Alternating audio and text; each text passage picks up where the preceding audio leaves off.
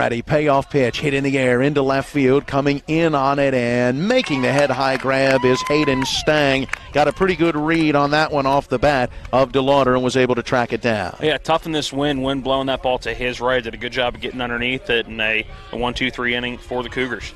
Yeah, great start for Zach Rose. A couple of strikeouts and a line out to left. And Hedgesville does go 3 up, 3 down. We'll head to the bottom half of inning number 1 after this timeout. It's Hedgesville, nothing. Jefferson coming to bat.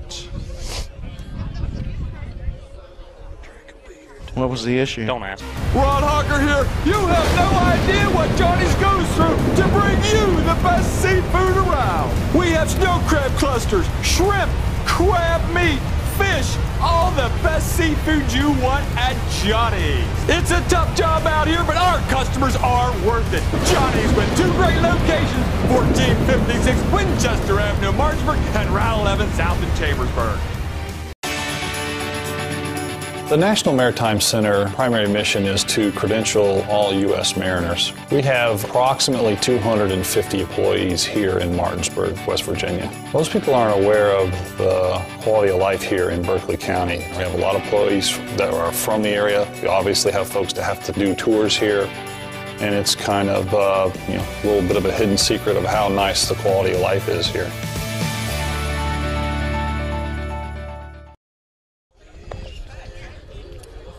Here we go to the bottom half of inning number 1, and that means it's time for our first inning first look forecast. Sunny skies, breezy conditions, temperature right around 53 degrees. Overnight tonight, that low down to 31. Partly cloudy for the day on Thursday, a high around 63. Going to get a little warmer. Thursday night's low about 46, and then clouds and a chance of a few scattered showers coming our way on Friday. And once again, that high at around 63 degrees. Again, it is 53 right now, and well, that wind out of the south to southeast at about 10 miles an hour, making it feel a few degrees cooler. It does seem as if the wind's died down a little bit since the game started. We were here for Miller time and having trouble keeping papers to sit anywhere. It does seem like the winds have died down a little bit, but again, it's going to keep balls in the ballpark today. Looking at the flag in center field, and it's blowing directly in towards us. So a power hitting side on both sides. They're going to have to play small ball tonight. Hayden Stang working his way into the left-hand batter's box facing Parker Martin, the right-hander on the hill for Hedgesville, and his first pitch cut on and missed for strike 1. Stang, a .385 hitter on the season's driven in 3. Had a very good night last night. That leadoff spot really made Caleb Horner work for Musselman, especially in that first inning, the first at-bat. That one misses high. 1 ball, 1 strike. Yeah, that fastball upstairs out of the hand of Martin. Stang 5 hits, 13 at-bats in the early going of the season. Martin comes back with a fastball again. This one up and away. Now 2-1. Martin, a strikeout and inning guy so far this year. 5 strikeouts and 5 innings of work, a 1.4 ERA. Martin comes back with that fastball. This one about belt high. Finds the inside corner. Count to Stang. Evens up at 2-2. Little two-seam action right there. A little bit of a spin on it as it came towards the plate. Now that 2-2 pitch, swing and a miss. He struck him out to start the bottom of the first. Good pitch, breaking down and in to the left-hand batter. 1 down as it brings up the designated hitter Corey Daly, batting in the spot of today's second baseman Chase Anderson. Daly, a senior, bats from the right side. Open stance as he takes this first pitch for strike 1. Daly, a .500 hitter. So 1 out of every 2, he's going to get in play and get on base. He's driven in 2 on the season. No home runs to date.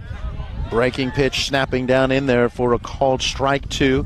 0-2 to Daly, whose on-base percentage is .625 when you add in 3 base on balls. So he's getting on a lot out of that top of the order, and he takes this breaking pitch for strike 3.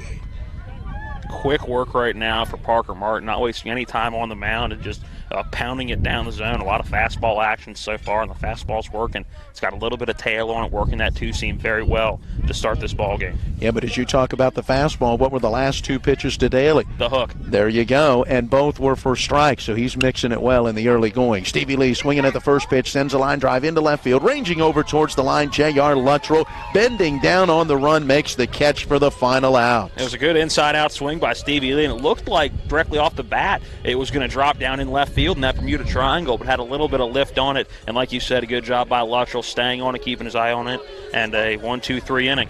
Is it deja vu all over again? Let's go back to the top of the first. A pair of strikeouts and a line out to left. It's identical in the bottom of the first. One inning in the books. We're back with inning number 2 with your score, Hedgesville 0 and Jefferson 0. It's the late nights. It's the early mornings. It's working in the sunshine and rain and snow. It's the dedication, the care, the hours of training that led to the winner's circle. It's our job, our passion, our lives. We are the Horsemen. It's one of the toughest times you'll ever face when someone close to you passes away. It's a swirl of papers to sign and arrangements to be made, all while you're dealing with grief. At Brown Funeral Home, we encourage you to pre-plan. Pre-planning not only makes things easier for you, it protects you from rising costs. At Brown Funeral Home, our families are precious to us, and so are yours. Brown Funeral Home in Martinsburg, Inwood, and Charlestown, Ranson.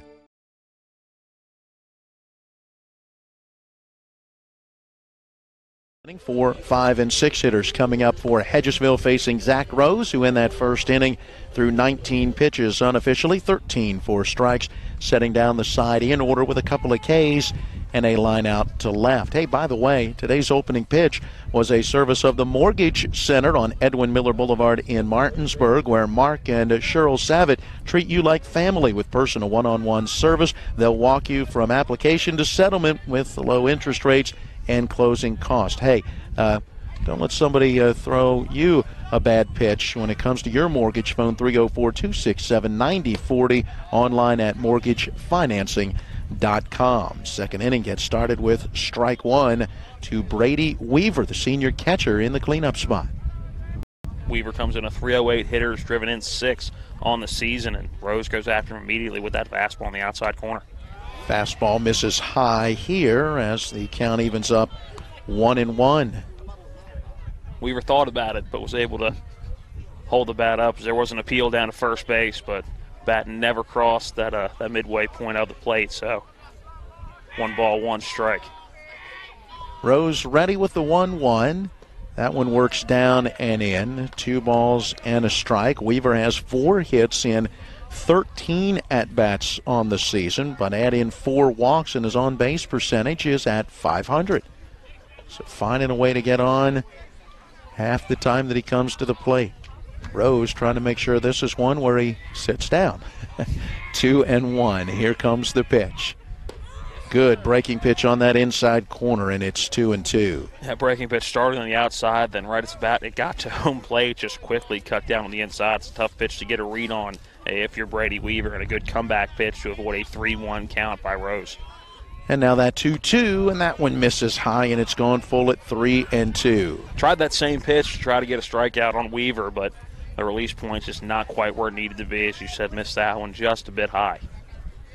Well, he went to a full count on a pair of batters in that first inning. Was able to get them both. The 3-2 delivery here, and it's a bouncer over the head of the pitcher. Charging hard as the shortstop. Gonzalez has it. Makes the throw. Nope. He'll hang on to it. He just bluffed. He went through the motion, but then held on to it, realizing he had no chance to get Brady Weaver, who will leg out an infield single. And that would have been a very tough play for Camion Gonzalez to make. A high chopper that was high enough to get over Zach Rose, but shallow enough the shortstop playing a normal depth is Gonzalez. It was going to be a very tough play for him to make, and a good play not to try to force it over to Taylor Tennant. So 1 base runner on here in the top of the second, no outs. And it brings to the plate Hunter Coe, right-hand batter. Now working from the stretch, Rose delivers, and the pitch is popped foul out of play, back over our heads, and that is strike one. Coe, another senior. 4 straight seniors in this lineup for Hedgesville in the 3, 4, 5, and 6 spots. Coe, the number 5 hitter, starting right fielder. Here's a throw over to first, down in the dirt, dug out nicely by Taylor Tennant. Yeah, they had Weaver leaning a little bit, but unfortunately Rose just didn't put that ball where it needed to be over at Tennant at first. The 0-1 pitch to Rose will step off and throw over. Again, Weaver a little delayed getting back, but it was just the soft toss. I was going to say not quite Rose's A move. Or not. I don't think it was his A move. I think he's got a little bit better than that in the arsenal. He now comes to the plate with the 0-1 that misses outside. 1 ball, 1 strike. Coe on the season, 6 hits, 11 at-bats. That's a .545 average. No homers. He has driven in 9. He's also got a couple of walks to lift the on-base percentage to .647. That 1-1 slow curve misses inside, 2-1. Fell behind Weaver, ended up giving up that infield base hit. It's now fallen behind Coe, and we'll have a brief timeout as John Lowry Sr. makes his way out to the mound. Nobody does a mid-batter mound visit more than John Lowry. Or quite as well. Yeah. Seems to execute pretty well after he goes out there in the middle of a batter. Again, when you've been doing it for 47 years, you've seen just about every single scenario possible, and you know how to approach every scenario. How about 12 state titles for Coach Lowry in over 5 different decades? A title back in the 70s, titles in the 80s, 90s, 2000s, and the 2010s. So has done it throughout the years. Some very good talent coming through here. And he and his coaching staff have gotten the most out of it. Conference on the mound concludes. Coe steps back in. He went down to talk with Nicky Brown, the third base coach, as the conference was going on the mound. And Coe fouls that 2-1 to the backstop, just above our heads. Count now 2 balls, 2 strikes. Expecting you to leap to your feet and try to snag that one. Not on a night like tonight. Backstop. Put a nice burn in your hand. 2 ball, 2 strike pitch due. Here it comes, and that one down and in, bounces away from Titus, and by the time he can track it down, Weaver will advance on the wild pitch in the dirt. Yeah, Titus did a very good job of blocking it. I don't think trusted himself that to make as good of a block as he did. It ended up right in front of his right leg. He ended up spinning around and going outside of that home plate circle and realized the ball was right where he had just left from. But now runner on second base, 3-2 count. So Weaver in scoring position. The 3-2 to Coe. Here it comes, and it's a bouncing ball slowly down the third baseline. Charging hard, Cullen Horowitz. He'll scoop, look at the runner at second, and hold the baseball, and it's back-to-back infield hits that have Hedgesville going in this top of the second inning. Runners at first and second with nobody out. I said it in the pregame. With the wind blowing in, you're not going to hit a lot of home runs today, and this is the small ball that both teams are going to need to play. You're obviously not going to try to rely on infield singles, but they're part of the game, and any way you can get base runners on and around, as I expect to probably see a bunt here from Ty Snyder to get 2 runners in scoring position. You got to get guys in any way possible and get guys on base any way possible. Snyder, second baseman, number 6 hitter in the order, bats from the right side. He'll have another moment to think about it as Zach Rose steps off the pitching rubber. Working from the stretch with 2 on, ready to go. Here comes the pitch, and there is a bunt pushed up the third base line into foul territory. Grabbed there by Colson Titus, the catcher. Snyder will have to come back and try again with the count 0-1. Yeah, again, not too surprised. You see a bunt there trying to move those runners at first and second to second and third, meaning Weaver and Coe put 2 runners in scoring position with just 1 out in the inning. Jamison Matthew waiting in the on-deck circle. Got to imagine Snyder will try to lay it down again. He's hitting .300 on the season. No homers, 3 driven in, 3 hits in 10 at-bats. Here's a fastball in on his hands. He's able to get out of the way. Are we going to get an appeal as to whether he pulled the bat back or not? Nope. Brian Collins, the plate umpire, says not going to appeal. He got the bat out of the way. 1-1 the count. I know he got out of the way. I wasn't sure that bat got out of the way. It looked like Snyder kind of just moved his entire body back, maybe bringing that bat back enough. But I thought he stayed around with the barrel of that baseball bat, but 1-1. Now that 1-1 due. Again, he squares and bunts it right back towards us. The count now at 1 ball and 2 strikes. That one hit. That, if you had a glove and there wasn't a net in front of us, you could have easily made the catch. Could have. Yeah. Could have. Not going to the point of would have. Could have been put in the opportunity to make the catch. There is still the possibility of an error. Well, now you got to imagine that Snyder will swing away with a 1-2 pitch coming towards him, and that one, that breaking pitch that just misses up and in, it's 2-2. Just missed up and in, I think, is put an emphasis on that just. It looked like a pitch that was right in the high inside point of the strike zone. But here's the payoff pitch, the 2-2 count.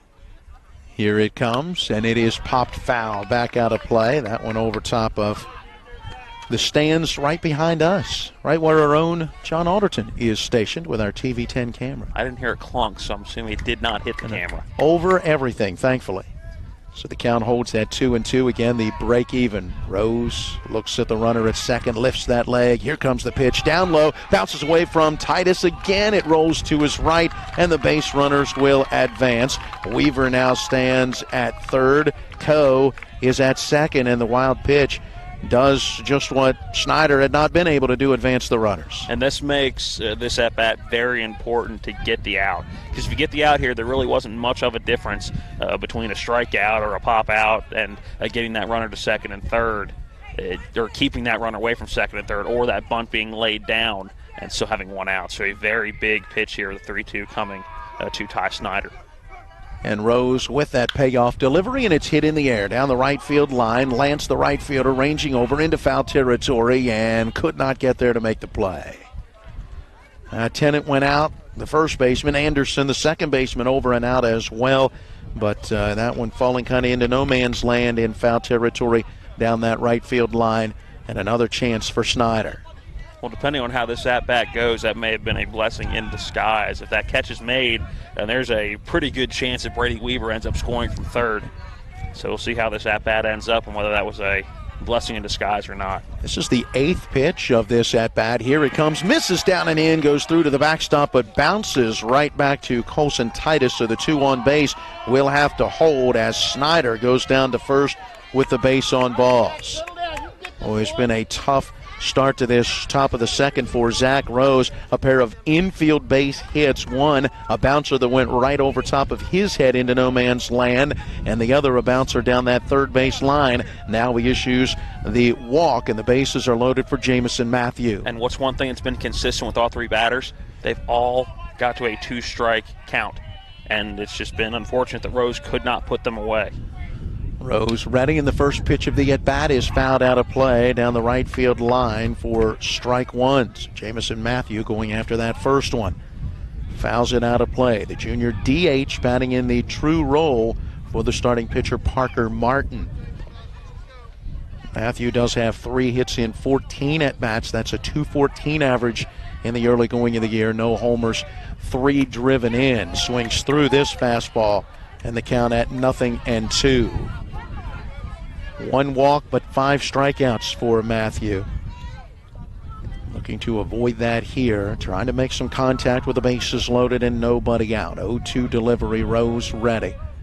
Lifts the leg, comes back with that fastball, and again put it right past him. Matthew could not catch up with the fastball, and that strikeout, the 3rd of the game for Rose, and out number 1 of the inning. And that's a big out because now this sets up a double play opportunity. It's forced at any base. You can still get the out at home if you're Jefferson, but that's a crucial out if you're Hedgesville. So you need a big hit from Tyler Bubb here. You can with 3 runners on and no outs. You got to capitalize in some way. And the first pitch to Tyler Bubb on the outside corner for a strike. Bubb, a senior, playing first today, number 8 hitter in the order. Does have a hit in 11 at-bats. That's an .091 average. He's added 3 walks for a .333 on-base percentage. Here he swings, pops it up, down the right field line, again into foul territory. Long run for Mason Lance. Right fielder won't get there. First baseman Tennant out as well.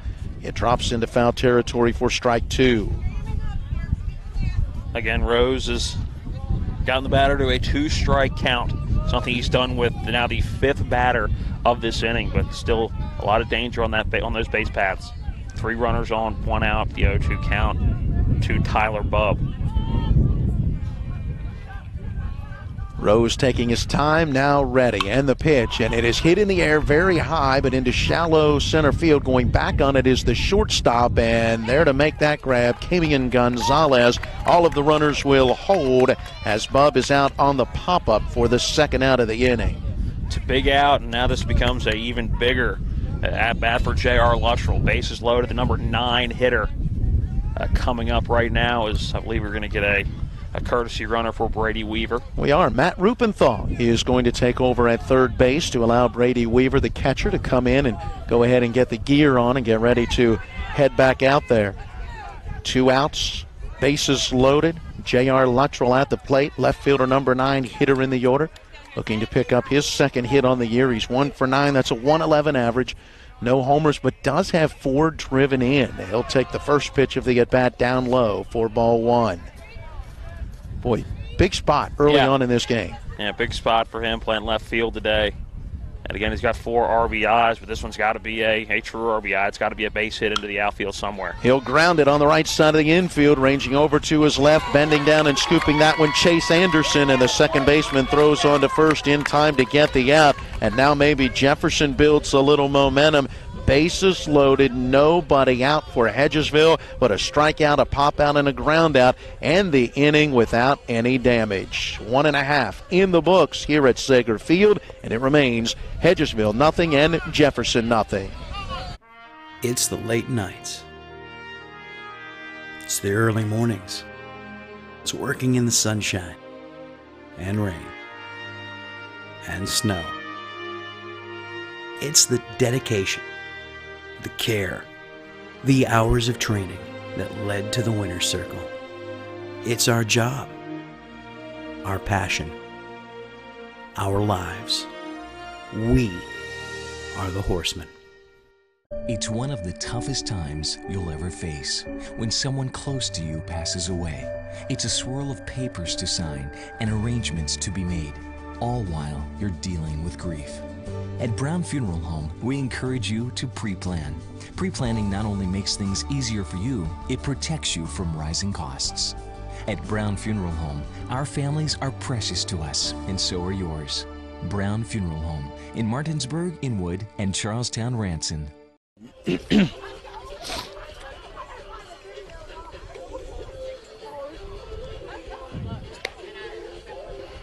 Still scoreless as we go to the bottom of the second inning.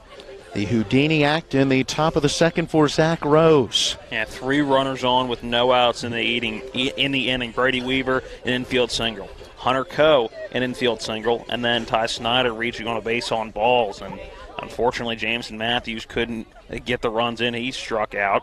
Tyler Bubb flat out to the shortstop, and then it was a ground out to second base for J.R. Luttrell. So 3 runners left on in the top of the second. And like you said, going into the break, let's see if that's a little bit of a momentum swing for the Jefferson Cougars at the plate. Well, Parker Martin in that first inning for Hedgesville threw just 9 pitches, 7 for strikes as he set down the side in order. Let's see how it goes here in the second inning as Zach Rose steps in, and the first pitch to the left-hand batter taken for strike 1. You mentioned Martin earlier with the 5 strikeouts in 5 innings, the lone start for him, and he went the distance in an 11-1 win against Martinsburg. Comes back with another called strike, and it's 0-2 to Rose. Gave up just a run on 2 hits in that one. An 11-1 decision back on March the 15th. Martin misses high with this fastball. Now 1-2. Working a little bit above that 1 strikeout in average innings, or per innings average so far. Again, had 2 in that first inning. Rose takes down low. That one in the dirt, bounces away from Brady Weaver. 2 balls, 2 strikes. Rose, the sophomore, 5 hits, 18 at-bats on the season. That's a .278 average. No homers, 3 driven in. Does have 1 walk to raise that on-base percentage to .300.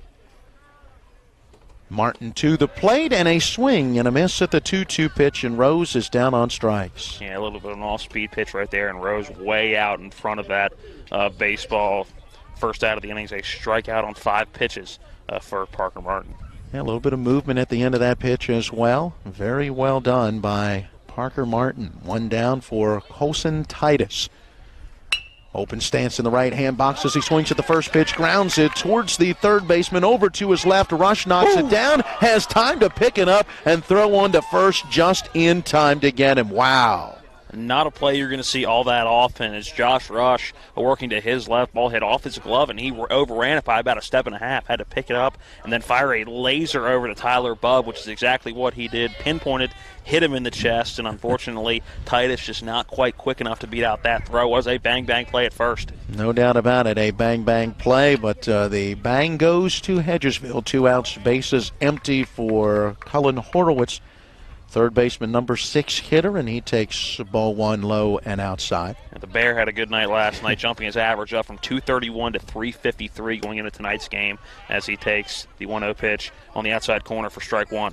A good fastball. He wanted to pull the trigger, held up, and took a strike. Now after a big practice swing, steps back in the right-hand batter's box. Here comes that next pitch. Swing and a miss. And I mean a swing. I was going to say about near swung out of his cleats in that one. Swung so hard he ended up on the other side of the plate, losing his balance a little bit, and now a 1-2 count, so he's going to have to protect here as he looks down to John Lauer down that third baseline. Just the practice cut was not a protective type swing as he takes one that works low and outside. 2 balls, 2 strikes. He takes a rip at it, no doubt about it. He'll await that break-even pitch as Martin gets ready. Works from the first base side of that pitching rubber. Here comes the delivery, down low and outside. Good eye by Horowitz, and it's a full count now, 3-2. Hey, I got a little spider friend making his way across my scorebook. Looking for somewhere warm, out of the wind. Now that 3-2 delivery due. Here it comes, and it's down low and outside in the dirt, ball 4. Nice at bat for Horowitz, picking up his 3rd walk on the season. And at one point was down to his last strike. Was a 1-2 count at one point in that at bat. Able to hold off on a couple of good off-speed pitches that started in the zone, then worked out. So a good patience for just a sophomore at the plate, and he now has a little bit of life for Jefferson. 2 outs. Here in the bottom of the second, 1 runner on for Taylor Tennant, who steps in with a .462 batting average. Tennant hits from the right side, facing the right-hander Martin. Fastball right there, belt high for strike 1. The Spider is stopped right in between the 10th and 11th innings. Hopefully that's not a precursor to where we're going in this game. 0-1 delivery due to Tennant with a .462 average, and that's 6 hits in 13 at-bats, and he grounds this one towards the third baseman. Rush again bobbles and then makes the high throw over the head of Bubb into foul territory. All hands are safe as Horowitz goes from first to third, and Tennant is aboard on the E5. Yeah, it was a case for Josh Rush for the second time in this inning. Just couldn't quite cleanly field that ball. Was able to get Colson Titus after bobbling the baseball, but that time bobbled it when it got into his chest and just couldn't get a good grip on it. Probably should have held on to that baseball and just overthrew Tyler Bubb, who made an effort to go up and get it. Got a good 8 inches off the ground, but just couldn't quite get to that baseball. So now runners at the corners and a little bit of a 2-out rally here for the Cougars. Well, and head coach Eric Grove out for a quick conference, trying to settle things down for Parker Martin, who with 2 outs in the inning issued the walk to Horowitz, and Tennant reaches on the error, and it puts runners at second and third as that high throw into foul territory not only allowed Horowitz the extra base, but also Tennant the extra base as well. So 2 in scoring position. Mason Lance, the batter, and the first pitch to him, a fastball that stays high for ball 1. Lance, the junior right fielder, couple of hits in 7 at-bats, but does have 4 runs batted in. Golden opportunity here in a scoreless ball game, bottom of the second. Here comes the pitch on the outside corner for a strike, 1-1. Now the ball to the outfield here will more than likely score 2. Tennant with some speed at second base, and they're going to be moving on contact with 2 outs, so if Lance can get one into the outfield, probably scores 2. Here's the 1-1 pitch, grounded sharply, but right at the shortstop. Up with it is West. His throw to first, down low, and Bubb couldn't handle it. Again, everyone is safe as Horowitz will cross and score from third to give Jefferson the 1-0 lead. I think we're going to go that with an E3. Didn't hit the dirt, it didn't look like, just a lower throw, so I think you're going to have to give that error to Tyler Bubb at first base. I think he tried to backhand that down low rather than turning his glove over, and cost his team a run. So runners at the corners as Tennant moved up from second to third. Lance aboard at first. It brings up Kimian Gonzalez, and before he can see the first pitch, catcher Brady Weaver steps out in front of the plate, goes through some defensive signs for the infield with those runners at the corners. Bub holds the runner at first. Martin to the plate, and the fastball outside corner at the knees for strike one. What was one of the things we talked about in the pregame, being able to take advantage of opportunities. And right now Jefferson has done that with two untimely two-out errors by Hedgesville. Oh, and the base on balls hurts as well. That's the run that just came home to score to give Jefferson the lead. Swinging away, here's a line drive off the bat of Gonzalez, past the first baseman and into right field. It'll score Tennant from third. An RBI base hit for Gonzalez, his first run batted in, and it will give Jefferson a 2-0 lead. And quite a two-out rally. Like you said, the walk got it started after Colson Titus was retired, and Zach Rose struck out to start the inning. It was a base on balls and an error by the shortstop, Kyle West, and an error over at first base by Tyler Bubb, catching what could have been out number 3, and then a good job by Kamian Gonzalez going to the opposite field for the RBI single. It brings up the top of the order. Hayden Stang takes Hagen outside for ball one. Stang 0 for 1, struck out swinging at a 2-2 pitch back in the first. Batting here with 2 away, runners at first and second. Lance is at second. Gonzalez aboard at first. Martin with that 1-0. Here it comes, and it's a bouncing ball towards the shortstop over to his left. West again bobbles this one, gets it to second, but not in time. By the time Snyder can reach up and pull that one in, Gonzalez reached the second base bag. Another error, and that is going to load the bases. Lance at third, Gonzalez at second, and Stang aboard at first. Right now, the sun in the eyes of the left side of the infield. Everywhere else is pretty much shadowed. So not sure if that's having any impact, as the left side of the infield, Josh Rush and Kyle West, just not able to field a ground ball cleanly. As it looks like we're going to possibly have a glove change. Yeah, have a glove change. When you're struggling, let's blame the equipment. Yeah, Kyle West having a hard time. Don't know if he's trying Possibly to break in a new glove. Breaking in a new glove. Yep, but he wants his old glove back, and he will go back to position, and we'll get back to action with Corey Daly as the batter, and now the bases loaded. 2-0 Jefferson, 2 outs in this bottom of the second. Daly bouncing the first pitch foul in behind the plate for strike one. And now looking back, how big was leaving 3 runners on with no outs for Hedgesville in the top of that second inning. Only time will tell throughout this game how big that really was, but right now a 2-out rally, and Hedgesville leaving 3 runners on base in the top of the second as they swing and a miss on the 0-1 by Corey Daly. And Daly fooled by that breaking pitch. Out in front, it ended up down in the dirt. Weaver was able to block it. The runners held as Martin came down to the plate in case there might be a play there. Ball didn't get far enough away from Weaver for any runner to try to make a move. So 0-2, and Martin a pitch away from getting out of this mess with only the 2 runs scoring. Bases loaded, 2 outs. Here comes the delivery, and it's high and outside. Daly in his first at-bat struck out on 3 pitches. Was a strikeout looking. Open stance in that right-hand box as he awaits that 1-2 delivery. Here it comes, and he's caught looking again. Nice fastball from Martin. But the damage was done in this inning. A great 2-out rally that started with a walk for Cullen Horowitz, and then 2 runs would come to score with 2 outs in the innings thanks to a couple of errors by Hedgesville, and especially Kyle West, too, in the inning. The damage done, Jefferson gets their first 2 runs of this ball game. Well, let's see. We'll head to inning number 3 after we take this time out with Jefferson out in front of Hedgesville now 2-0. Life can get in the way these days. We all know that. Work commitments, social commitments, volunteer commitments, family commitments. You put your heart into all of it. You've got enough to worry about already. Your roof shouldn't be one of those things. Everything should just work. But when your roof is in need of an upgrade, you shouldn't have to worry about that either. Modern Renovations, your 4-state roofing solution. Reminding you that home is where the heart really is.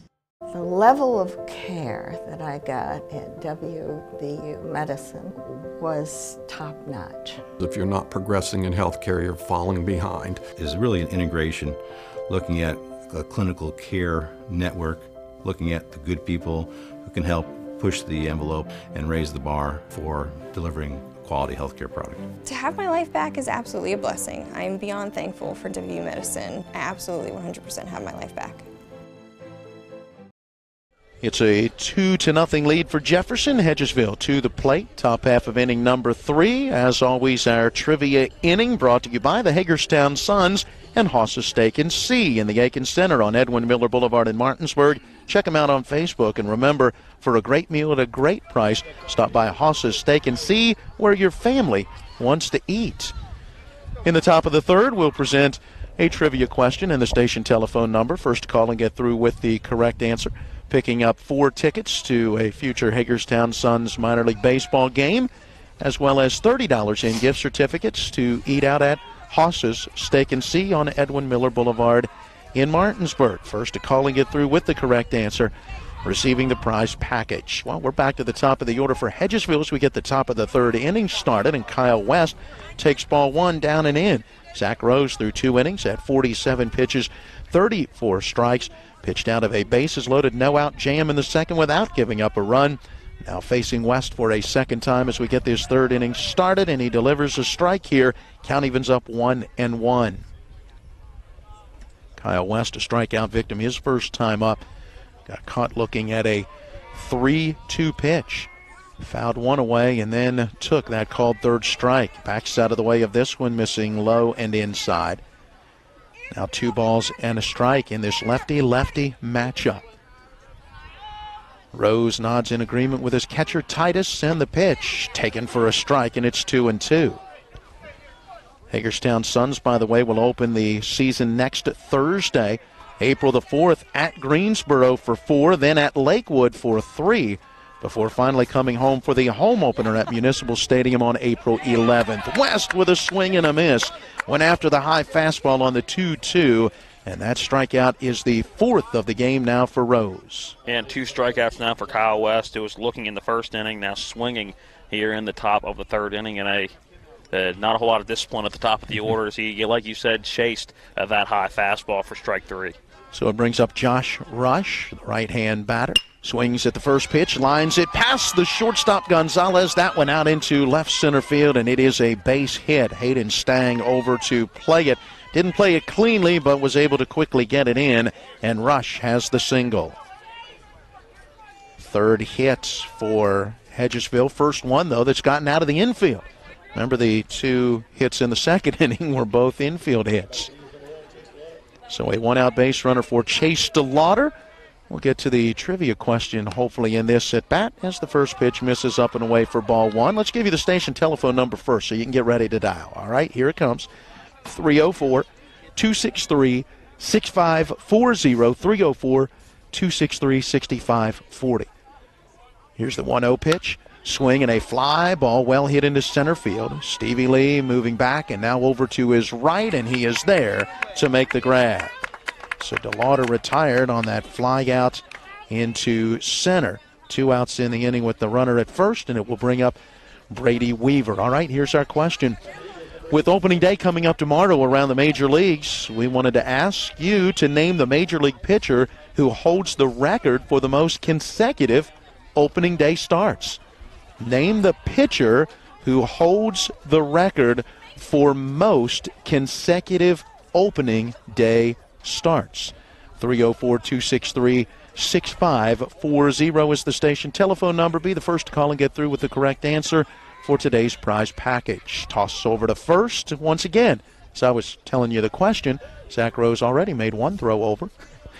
Trying to keep Rush close there with 2 outs. You got my brain working because I don't know the answer to this one. I knew yesterday's because I saw it on the piece of paper, but I don't know this one. It's another throw over, and that one almost beat Rush over to the bag, but fortunately Tennant just couldn't hold on. No harm done as it got by Tennant by a few feet. Rush will stay at first base. Weaver at the plate had an infield single his first time up, bounced it out in front of the plate and then over the head of the pitcher Rose and into no man's land in the grass between the mound and second. First pitch of the at-bat finally comes in, and Weaver takes strike one.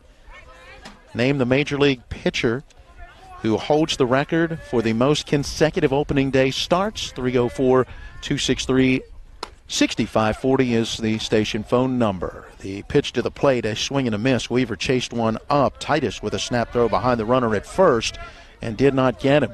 Between Rose and Titus, they see something in Josh Rush over at first base that they want to keep him honest. Rush was a little slow getting back and standing, but the throw not quite on target. So now 4 pickoffs as Rose goes over to first and 1 toss behind the runner from Titus at home plate. So more throws to first base this at-bat so far than to the plate. And by double. Here's that 0-2 pitch, a swing and a miss. And that will end the inning. Weaver went after one down around his ankles. Good pitch there from Zach Rose. He picks up 2 more strikeouts in the inning. Gives him 5 on the game, and he's able to work around that 1-out single from Josh Rush. Heading to the bottom of the third as we come back to Sager Field with Jefferson leading Hedgesville 2-0. With 4 new car dealerships and 4 used car dealerships in 3 states, Parsons is the largest used car and fastest growing new car dealer in the tri-state area. Take Parsons Ford with huge savings on hundreds of new Fords, financing from 0%. Parsons' goal of financing for all. And Parsons' famous above-market trade-in allowances that help make Parsons #1 for used cars, too. See why so many won't buy anywhere but Parsons Ford in Martinsburg. We became #1 by making you #1 first. Parsons. Ron Hawker here. You have no idea what Johnny's goes through to bring you the best seafood around. We have snow crab clusters, shrimp, crab meat, fish, all the best seafood you want at Johnny's. It's a tough job out here, but our customers are worth it. Johnny's with 2 great locations, 1456 Winchester Avenue, Martinsburg, and Route 11 South in Chambersburg.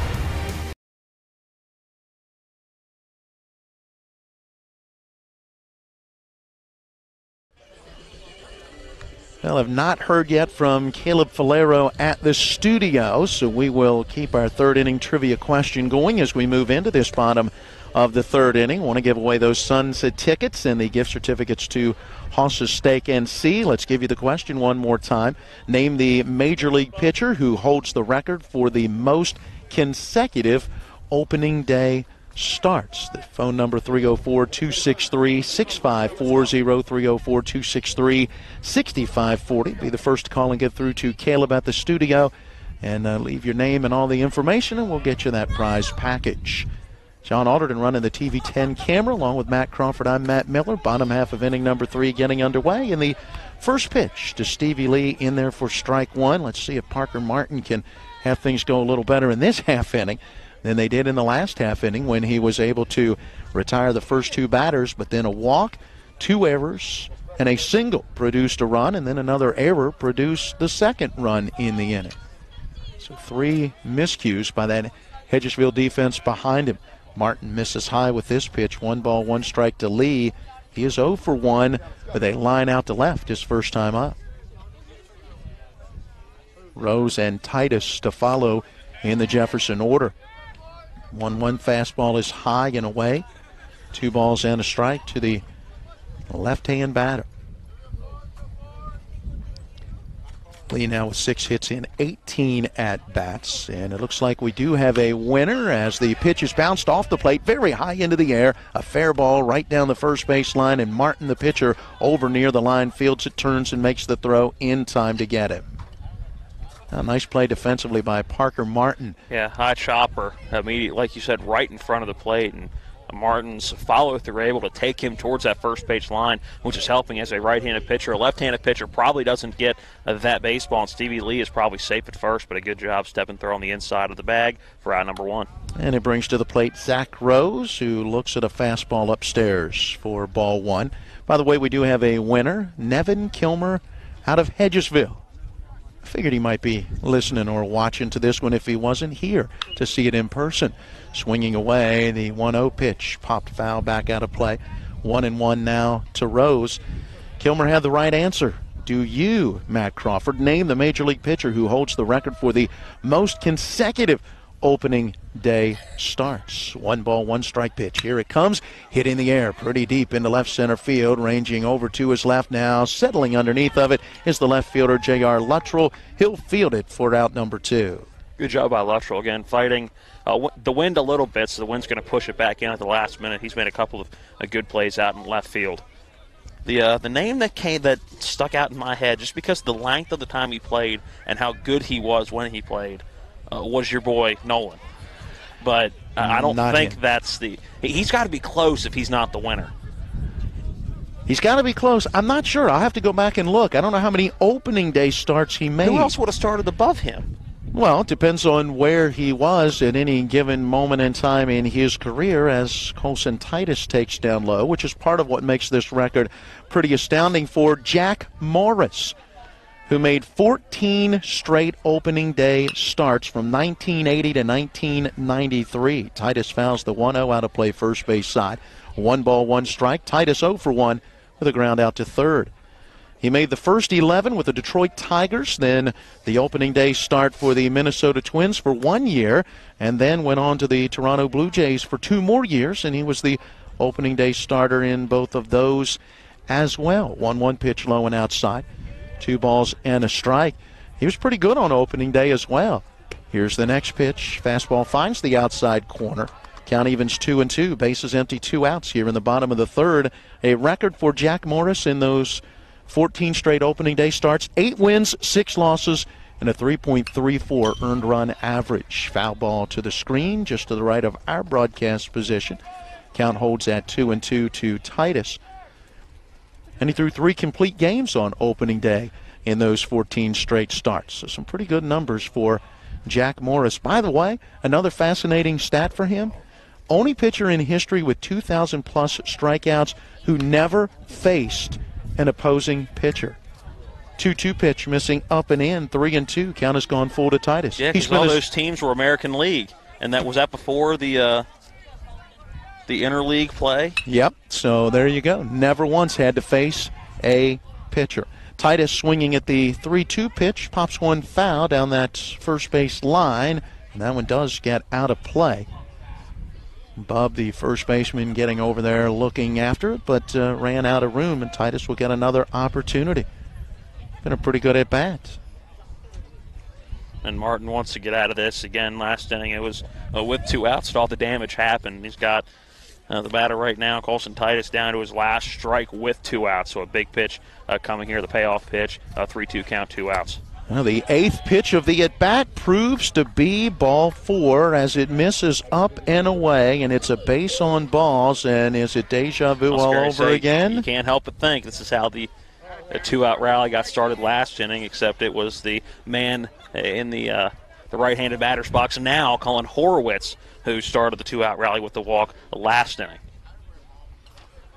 Well, the first pitch of this at-bat coming eventually. Martin really held, looking over his shoulder at the runner at first, and eventually does deliver the fastball that finds the outside corner for a strike.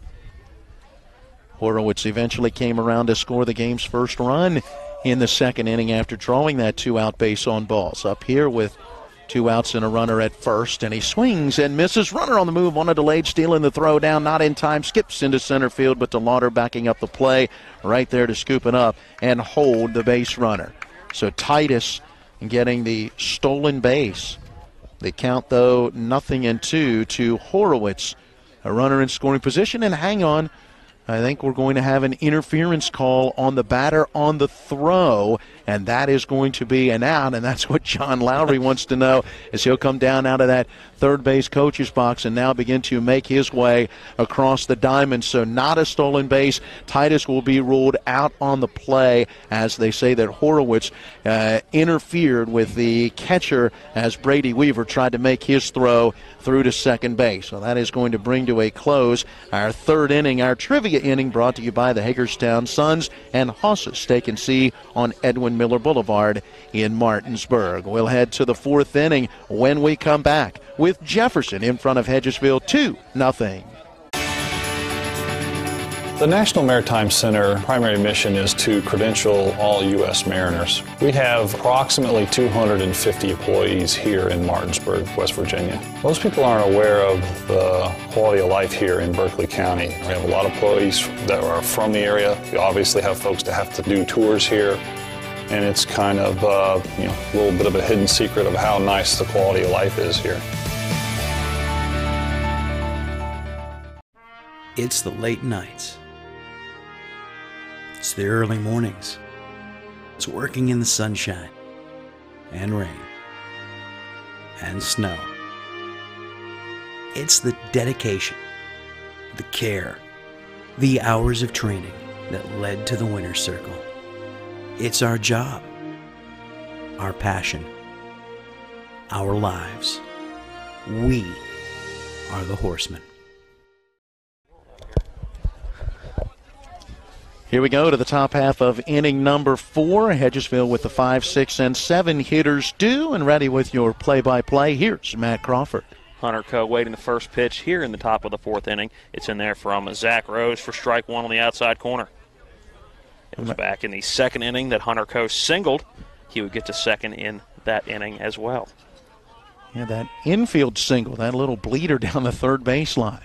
Here's the 0 on that one. A little bit of a hook on the outside. Paints the outside corner for strike 2. So Rose quickly ahead in the count 0-2 on Hunter Coe, one of the more dangerous hitters in this Hedgesville lineup. Came in batting .545 and up that average with the single. Hunter Coe fouls off the 0-2 pitch, staying alive. Fastball on the inside part of the plate. Good job by Coe, just getting a little bit of metal on it to stay alive in this at-bat. Well, Rose up to about 61 pitches and kind of getting into a bit of a groove after falling behind some hitters in the 1st and 2nd innings. Really the tail end of that 2nd inning and through the 3rd did a nice job getting on top of hitters. It'll be a foul ball out of play. This one going over the training facility down the right field line. So Hunter Coe fouled off the last 2 pitches.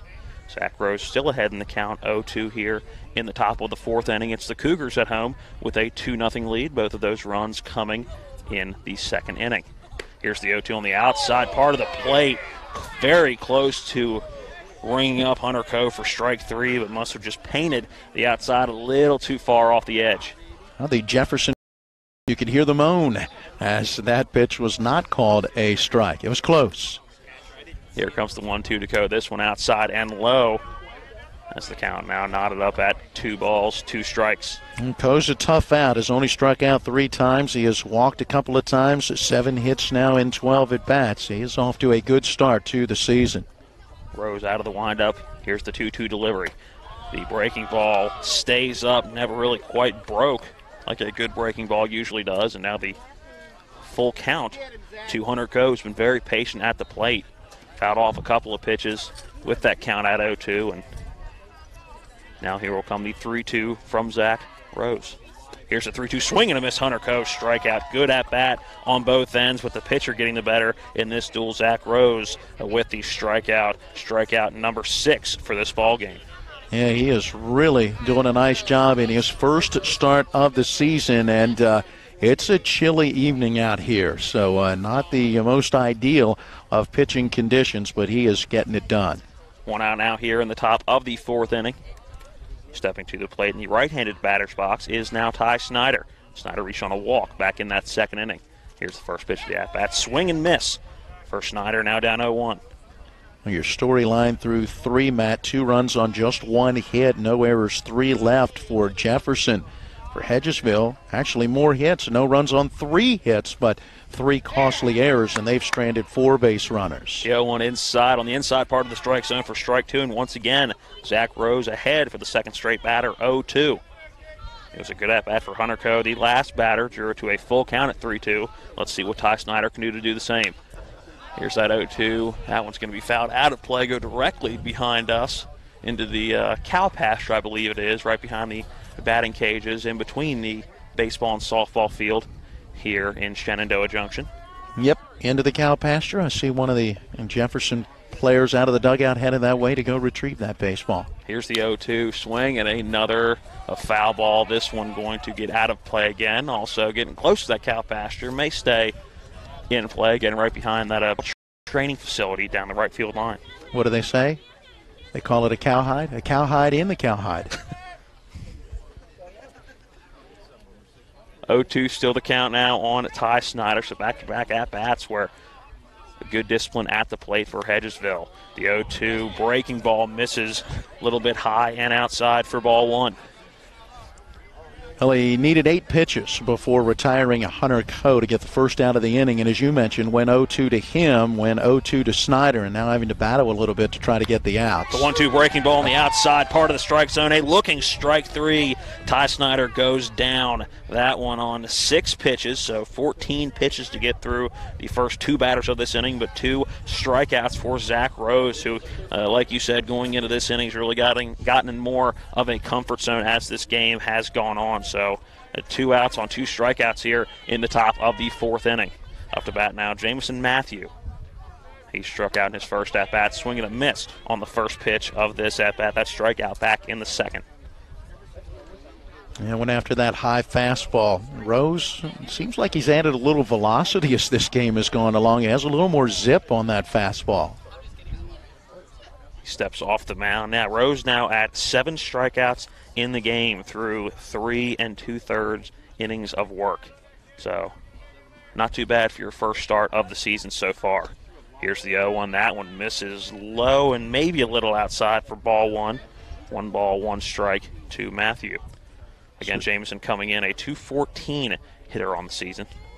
So just 4 outs that have not been recorded via the strikeout for Rose. 7 strikeouts and then 4 other outs. The 1-1 inside for strike 2 on that inside part of the strike zone. Matthew bailed out a little bit. Not sure if that had some movement coming back in towards the plate from our vantage point, but he bailed out a little quickly as that one in there for strike 2. Now Zach Rose sets up in the windup. Here comes the 1-2 pitch with 2 outs. Swing and a miss, and the strikeout ends the inning, and Zach Rose strikes out the side on 3 strikeouts in the inning, 1, 2, 3. And we'll go to the bottom of the 4th inning with the Cougars still ahead in this one, 2-0. This is Talk Radio WRNR and TV 10. When you're hurting, we're here. When things are confusing, we're here. When you need answers, we're here. Brown Funeral Home. We've been caring for families like yours for generations, since 1880. Whether you want to plan ahead or you need us now. Our families are precious to us, and so are yours. Brown Funeral Home in Martinsburg, Inwood, and Charlestown Ranson. We're here when you need us. Life can get in the way these days. We all know that. Work commitments, social commitments, volunteer commitments, family commitments. You put your heart into all of it. You've got enough to worry about already. Your roof shouldn't be one of those things. Everything should just work. But when your roof is in need of an upgrade, you shouldn't have to worry about that either. Modern Renovations, your 4-state roofing solution. Reminding you that home is where the heart really is. Welcome back into Sager Field on the campus of Jefferson High School right outside Shenandoah Junction here in Jefferson County. Matt, kind of a road game for you as you'll have the longer drive back as we're kind of flipping roles here tonight. Usually you have the shorter drive home.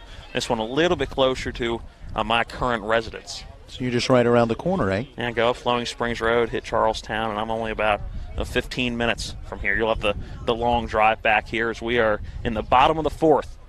Jefferson with the 2-0 lead, as coming to the plate will be Taylor Tennant.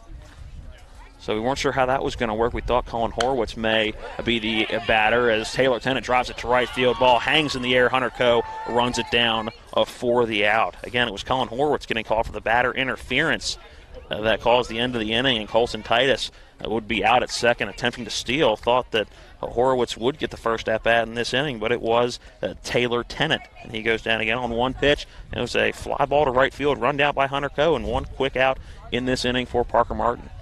Next at-bat up is Mason Lance. He drives this one to left field. That one going back. Going back is Luttrell. He's almost on the warning track and runs it down. I think he ended up on that warning track. So 2 pitches and 2 outs now is 2 fly balls to start this inning. Tennant driving it out to right, and a deep fly ball for Lance to left field as Luttrell's done a very good job out there with the win today, running that one down on the warning track. Yeah, let's talk about 2 very good defensive plays to start this inning, because that line drive that Coe had to come in on range a little bit to his right, sinking quickly. He read it well, got there, and made the catch. And then that's a great play by Luttrell as he just continued to go back and over and stayed with that one the whole way until he could finally make the catch. All right, Kamian Gonzalez, your batter now, goes down and has a conversation with John Mowry Sr. What are the odds of that conversation is, hey, take a pitch or two. You don't have to swing at the very first pitch. Well, the first pitch to Gonzalez. High for ball 1. He took it. He did. Again, you got to think Lowry's telling him, hey, we can't go down on 3 pitches. Right. Be a little more patient at the plate. Gonzalez only a 2-pitch at-bat in his first at-bat back in the second. Here's the 1-0. That one misses low for ball 2. Gonzalez, the number 9 hitter in this order, did have a RBI single back in the second inning. Yeah, just his second hit on the season, but only his 4th at bat, so he's 2 for 4 in the early going. Here's the 2-0 pitch. That one in for strike 1 from Parker Martin. And Martin certainly has thrown well. It's been the 3 errors after his first walk of the game in the second inning that ultimately led to the 2 runs. The 2-1, a ground ball to third base. Actually, will be backhanded by the shortstop. A long throw over, and Kamian Gonzalez runs it out. It was Kyle West with the backhanded play as it got by Josh Rush at third base, and just too long of a throw over to Tyler Bubb at first base, and that'll be an infield single for Kamian Gonzalez. Well, a very well-placed ball. Once it got by Rush, you knew it was deep in the hole for West. Would he have the arm to get it over there? And he did, but not in time to get Gonzalez. So we'll go back to the top of the order. Hayden Stang now up in that left-handed batter's box. Here's the first pitch of the at-bat. He sends that to the third baseman over, and a high throw, but Bubb able to bring it down as Josh Rush sent it high, but Tyler Bubb able to come down. Not sure whether they were going to call it on the tag or coming down on the base, but it looked like he got him with the tag, and that will retire the side. So 1 base runner in the inning was Kamian Gonzalez on the infield single, but no harm done through that one. We'll go to the top of the 5th. Up next, Jefferson, the 2-0 lead here in Shenandoah Junction. This is high school baseball on Talk Radio, WRNR, and TV 10. When you're hurting, we're here. When things are confusing, we're here. When you need answers, we're here. Brown Funeral Home. We've been caring for families like yours for generations, since 1880. Whether you want to plan ahead or you need us now. Our families are precious to us, and so are yours. Brown Funeral Home in Martinsburg, Inwood, and Charlestown Ranson. We're here when you need us. Life can get in the way these days. We all know that. Work commitments, social commitments, volunteer commitments, family commitments. You put your heart into all of it. You've got enough to worry about already. Your roof shouldn't be one of those things. Everything should just work. But when your roof is in need of an upgrade, you shouldn't have to worry about that either. Modern Renovations, your 4-state roofing solution. Reminding you that home is where the heart really is. Now. Top of the 5th here. Matt Crawford with you, Matt Miller to my right. Caleb Falera back in the studios doing the dirty work, and John Alderton staying warm up in the top row of the bleachers behind us. He's got hand warmers. He was smart. He was prepared as the sun now going down. Lights are on here at Sager Field, and starting to feel the effects, but the wind has died down, which has made it a little more pleasant to be out here as we're into the top of the 5th. A first pitch down low for ball 1. Tyler Bubb stands in that right-hander's batter's box. Doing the dirty work? Are you kidding? Falero's got the best seat in the house. He's got to deal with us right calling now. him and the technical issues we were dealing with at the beginning. We apologize for that, by the way. Again, hang with us. We're still feeling out this whole TV process with baseball, but glad to bring you our second game of the year, the 1-0 to Bubb. Misses low and outside for ball 2. So, yeah, I'm going to give him the credit of doing the dirty work, not in the adverse conditions that we're in, but still doing the dirty work back at the studio. Here's the 2-0. That one misses low. 3-0 now to count. Bubb heavily in a hitter's count now. Now, Bubb just a hit in 12 trips to the plate, but has drawn 3 base on balls, so he's shown some patience in there. The 3-0 misses outside, so a walk on 4 pitches for Zach Rose, who comes into his 5th inning of work, again, his first outing of this season. Don't see any movement in the bullpen down the right field line, so it looks like head coach John Lowry Sr. going to stick with Zach Rose for the time being, and why not, as I may have spoke just a bit too soon, as head coach John Lowry Sr. making his way to the pitcher's mound. And I made the comment yesterday, is how many times do you think he's walked down the third base line to talk to a hitter? How many times do you think he's walked from that dugout in 47 years out to the pitcher's mound? Quite a few, no doubt about that, as he brings the entire infield in and as they hold their conversation here in this bottom of the 4th inning. Gives us a chance to talk a little more about Eastern Panhandle Athletic Conference baseball. Martinsburg scored a victory at Hampshire yesterday. 6-4 was the final in that one. 4 straight wins now for Martinsburg as they improve to 4-3. And Martinsburg back in action this evening. They're playing up at Berkeley Springs. You think it's chilly here. I wonder what it's like there, and they're only 17 minutes into their game. They had a 7 o'clock first pitch. Conference on the mound is over. J.R. Luttrell steps in that left-hander's batter's box. Open stance as we get a I think a ball may have gotten ball loose. Getting away is now. There is some action down that right field line in the Cougar bullpen. So maybe Coach Lowry buying a little bit of time, or at least seeing how Rose felt. Again, his first action on the bump this year, so not sure how well the stamina is with that left arm. First pitch to Luttrell in there for strike 1. Again, Tyler Bubb at first base after drawing a walk on 4 pitches here in the top of the 5th inning. It's a Jefferson 2-0 lead. Here is the 0-1 to Luttrell. Breaking ball that never quite broke, and a good job by Colson Titus leaping to his feet and keeping that one from coming just about where we're sitting. It would have come right about to the brick backstop right in front of us. Not a overly deep backstop. I think you'd call this about an average backstop for a high school field here at Sager Field. Here's the 1-1 from Rose. That one on the outside corner for strike 2. That's a nice job to get ahead of the hitter in that 1-1 count situation. He had gone about 2 1/3 innings or so where he had really been doing a good job getting ahead of hitters, and then the 4-pitch walk to Bubb to start this half inning. Here's the 1-2 to Luttrell, and Luttrell lifted into right field over near where that bullpen is. Not sure if there's going to be a play made over there, and it, from the cheers, looks like a catch made in right field by Mason Lance. Again, from our vantage point, the Jefferson dugout in our way, so we're going to have to take the word of the crowd on that one as Mason Lance makes the catch in foul territory for out number 1 of the inning. Tell you, he has played very well defensively in right field. We saw him last night in the game we called up at Musselman and made some nice plays in that one, and here we see it again tonight. Now Kyle West will step to the plate. First pitch to him, high and outside. The fastball misses for ball 1. Tyler Bubb staying at first base as he had gotten his secondary lead and then had to scamper back to first base on that pop fly into foul territory. The 1-0 to West misses low and outside. Ball 2.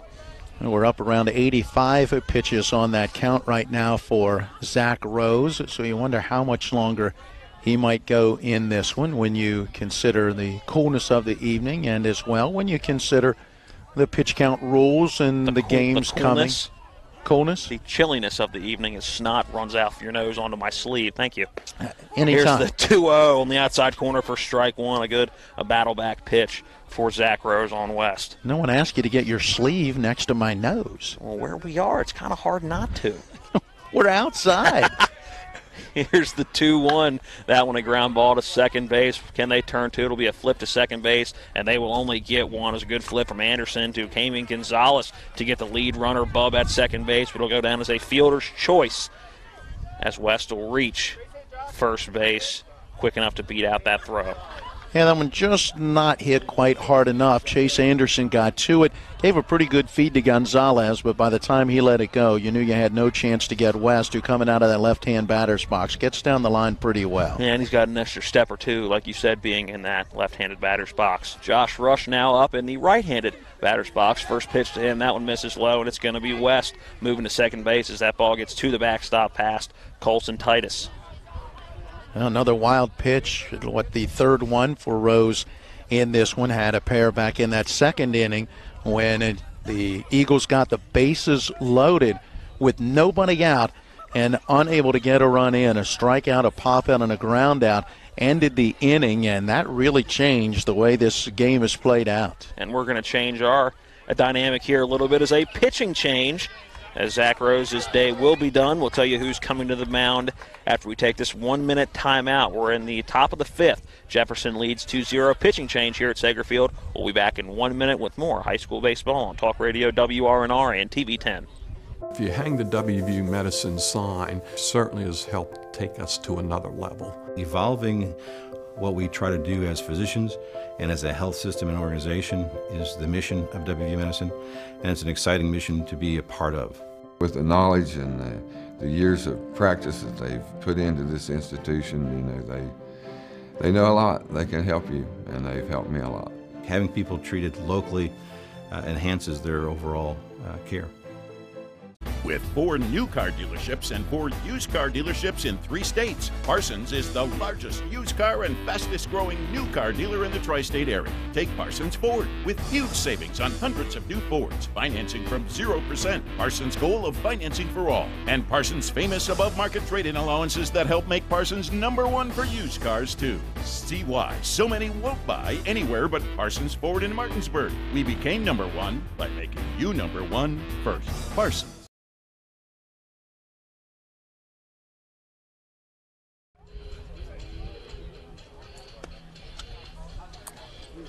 Dylan McCartney on the mound now for Jefferson. Looks like Zach Rose will go over to first base, and Taylor Tennant will have a seat. Tennant getting some rest. He was on the mound last night for Jefferson.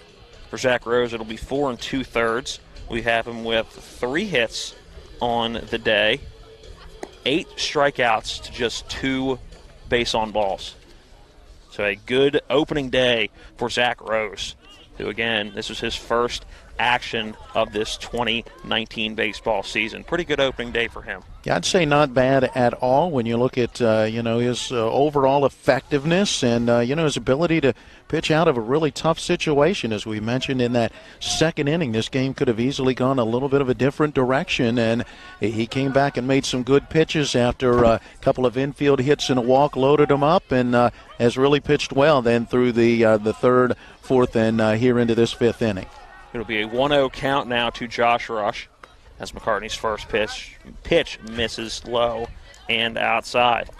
Again, a John Lowry type move, changing pitchers in the middle of an at-bat. Again, who are we to question? It's now the 2-0 to Josh Rush. That one misses low, ball 3.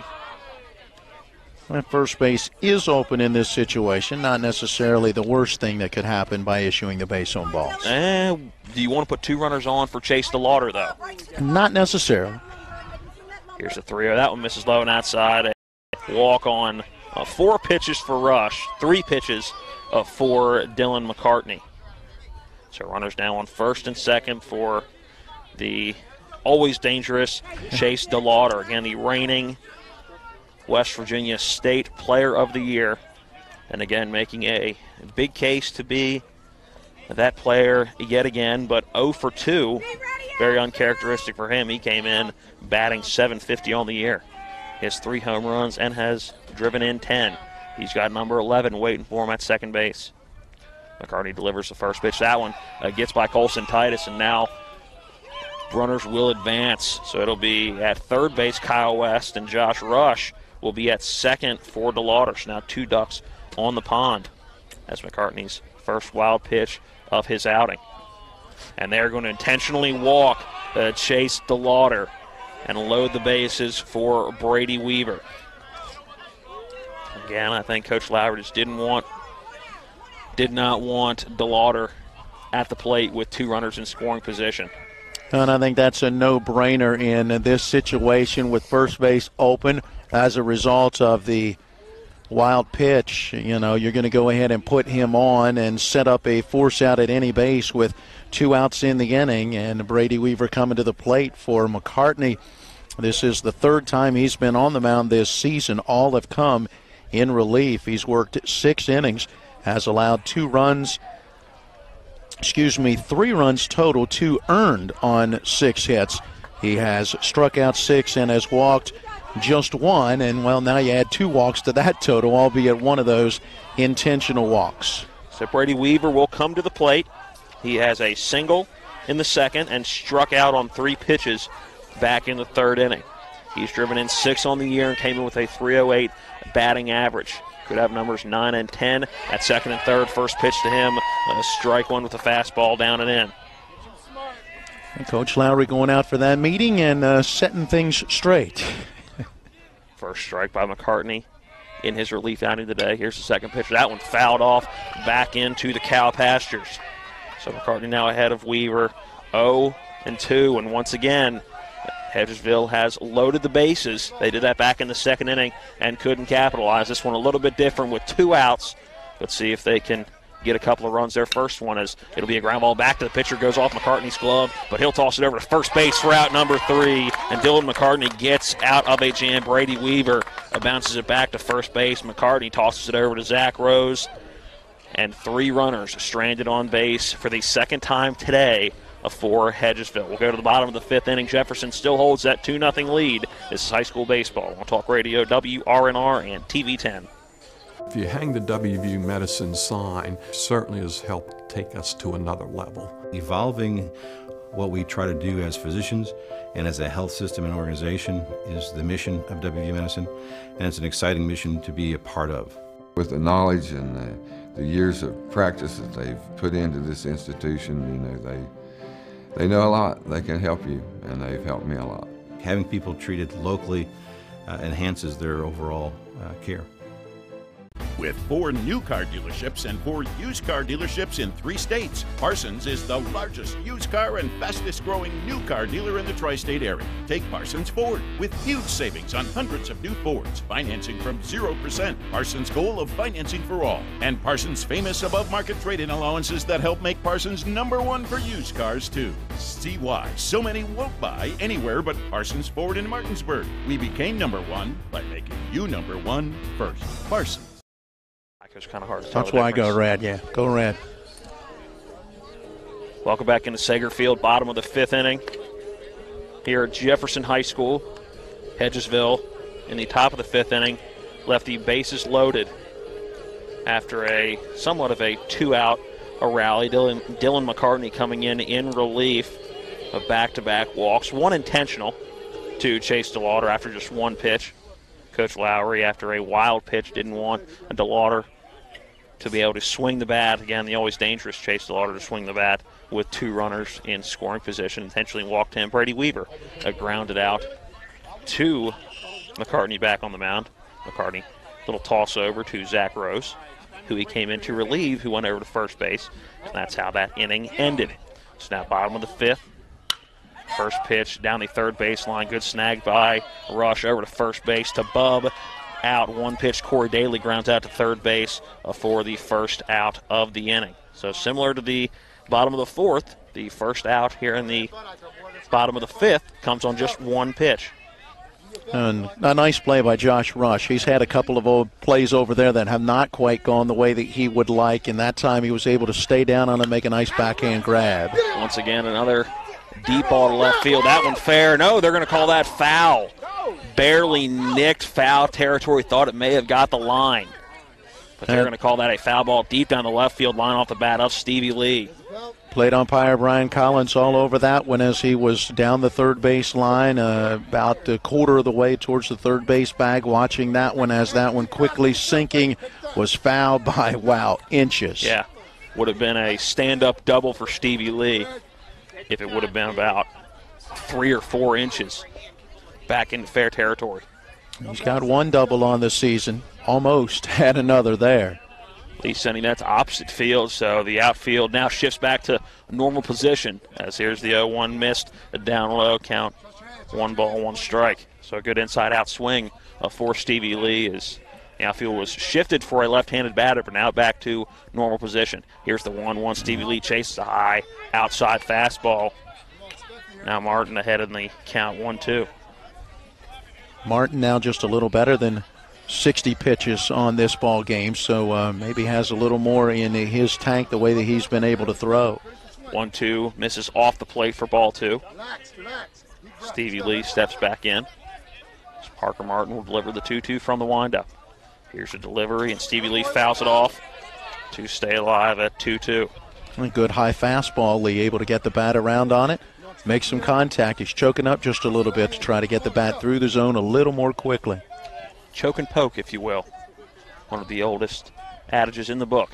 Here's the 2-2 again. Stevie Lee sends us into center field. That'll drop in front of the Lauder for a base hit and a 1-out base runner as Stevie Lee sends one into center field for a base hit.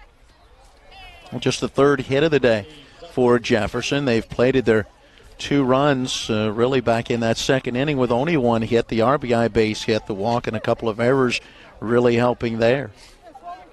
Zach Rose now steps into the left-handed batter's box. Stevie Lee gets his lead off first base as we have a time at the plate. Zach Rose wanted to reset his stance, an open stance. That front foot out a little bit more towards that first base line as Martin will step off.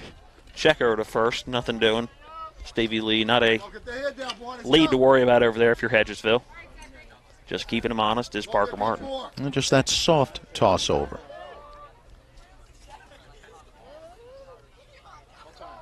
And a time at the plate as Martin taking his sweet time.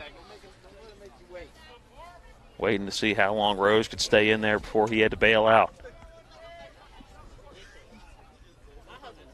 Now comes Parker Martin to the plate, and Rose fouls one off to the right side. So Martin now ahead in this count, 0-1 after the foul ball. Again, 2-0 here in the bottom of the 5th inning.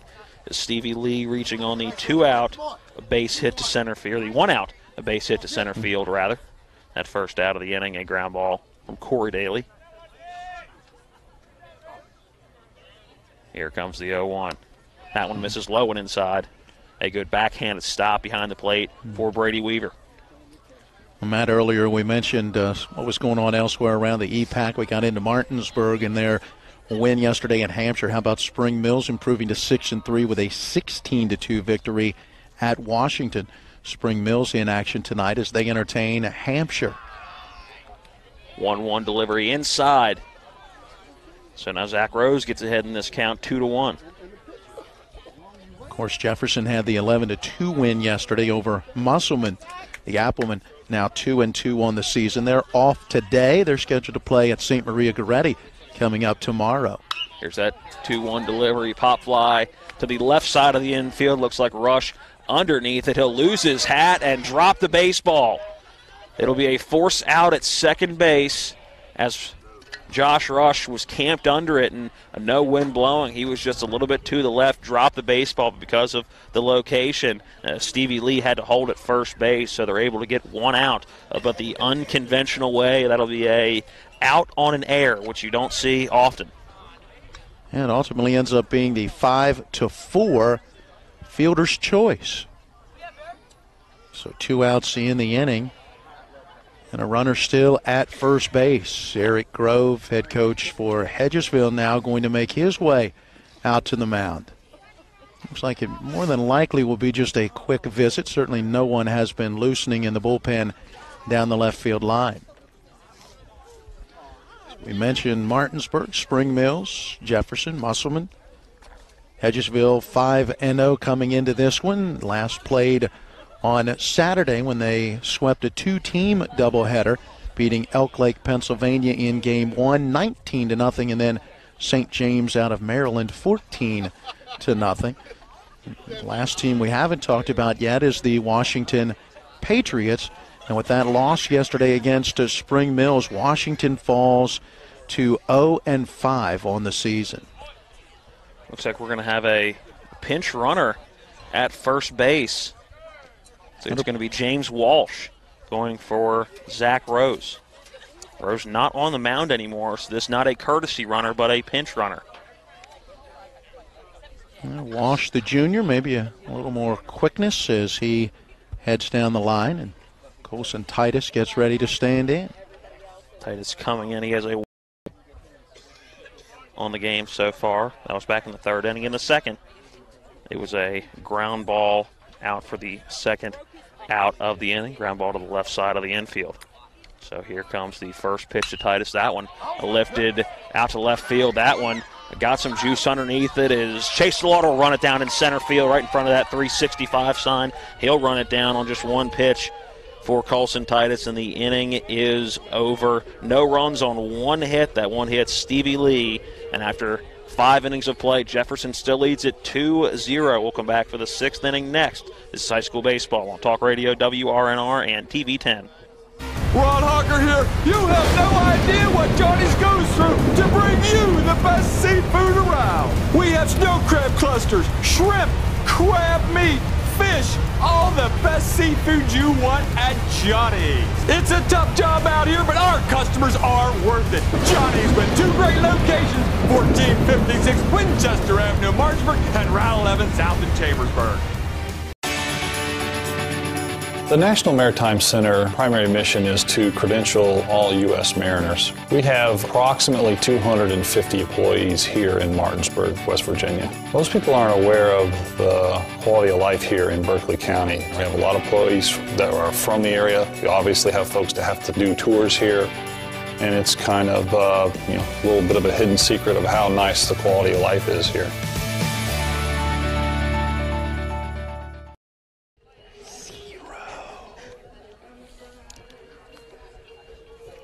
Top of the 6th inning, Dylan McCartney back out for his second inning of work. Not his second full, did come in relief back in the 5th inning as the wind has completely stopped here at Sager Field. A little bit of a blessing here for those in attendance and those on the field. I'm sure a little bit nicer for the players. It's still probably in the low 40s to upper 30s, but that wind chill not a factor anymore. I want to know what the difference is in pigmentation in ink colors, because the red ink pen is struggling to write even more than the blue ink pen did. I find it hard to write with red ink pens, period. I feel like they don't write as well as blue and black ink pens. I think we have a vehicle with headlights on in the parking lot off the third base side, and those lights reflecting down onto the field. So our plate umpire, Brian Collins, getting those lights turned off before we get action underway. Hunter Coe, the batter, he takes strike 1 from McCartney here to start this 6th inning. 2-0 Jefferson advantage as McCartney gets ready to deliver the 0-1. That one misses down low. 1 ball, 1 strike. And Coe is 1 for 2. Reached on an infield single, has also struck out. 3 hits in all so far for Hedgesville. The 1-1 misses outside. Coe heading down the count 2-1. It might have been up just a bit as well. Very close, borderline pitch.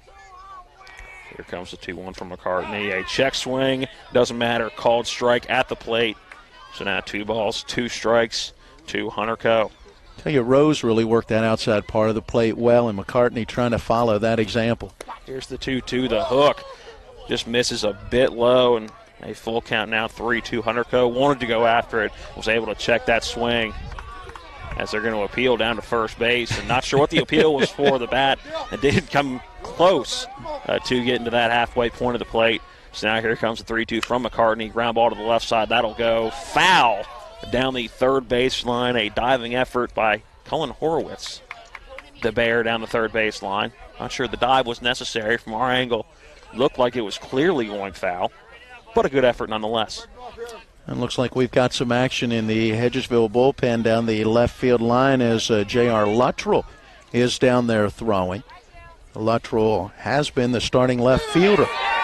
3-2 pitch, strike 3 looking. Hunter Coe will go down for the second time today on strikes. A good breaking pitch from Dylan McCartney to get the first out of this inning.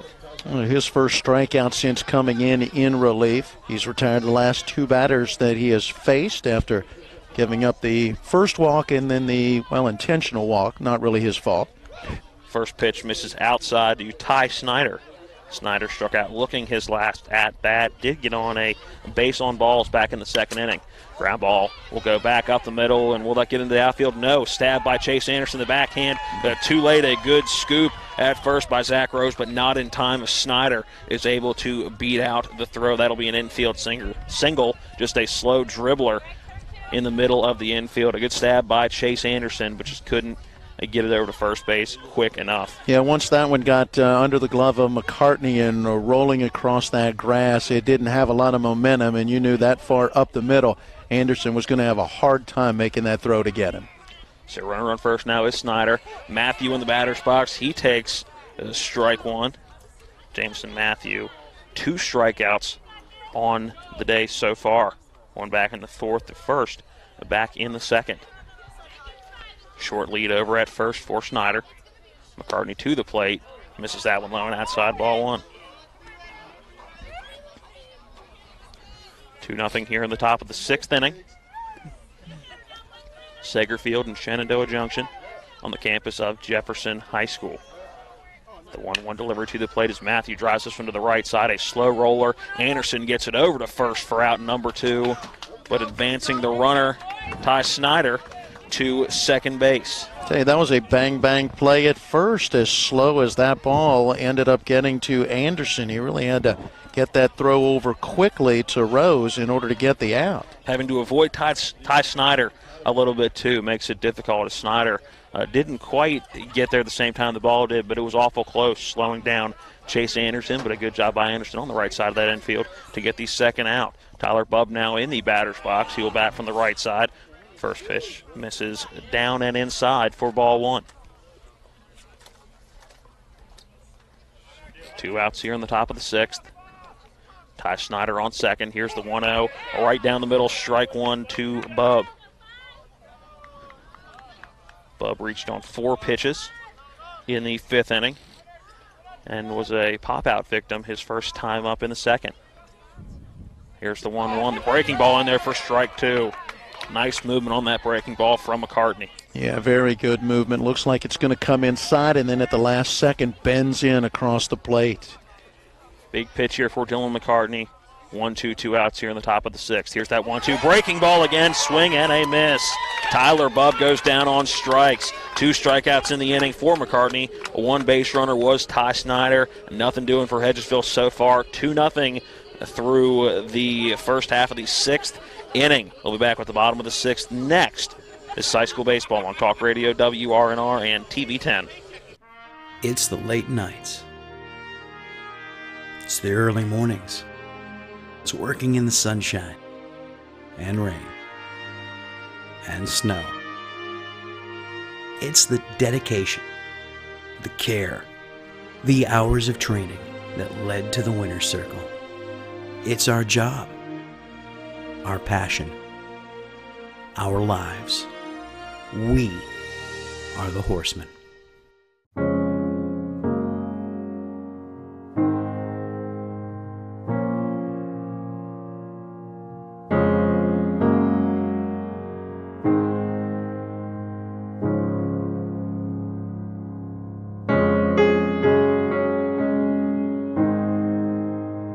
To prepare for what's next or to plan ahead.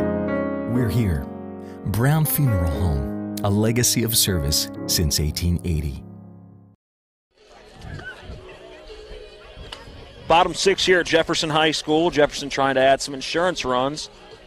They currently hold a 2-0 lead over a Hedgesville Eagle team that is just chocked full of power hitters in the lineup, really a 1 through 9, but both pitching staffs throwing very well today for each team. Hey, speaking of pitching, it's time for this date in baseball history here in our 6th inning. Going back to March 27th of 2002, in need of a closer due to Tom Gordon's muscle tear, the Chicago Cubs have to make a trade. Included in that trade, a young southpaw, Dontrell Willis. Yeah, he ends up with the Miami Marlins, and eventually becomes a 20-game winner and a Rookie of the Year. First pitch ground ball to the left side. That'll go out of play. Colin Horowitz ripped it to the left side. Josh Rush had to rush it over and airmailed Tyler Bubb at first base. That ball goes out of play, so a error-only third baseman, Josh Rush. That'll go down as an E5 in our scorebook and put a runner on second base as the Bear reaches to start the top of this sixth, or the bottom half, pardon me, of this sixth inning. It'll also be the fourth error of the game for Hedgesville, and the prior three were very costly, leading to the 2 runs back in that second inning. Bunt shown by Dylan McCartney.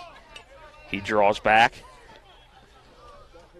for the ball one of his first at-bat of this ball game.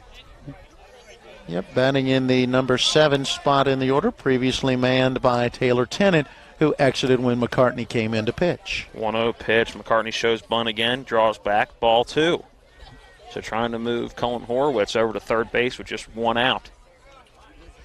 Right now having a very good eye at the plate, pulling that bunt attempt back. And he's now heading the count 2-0.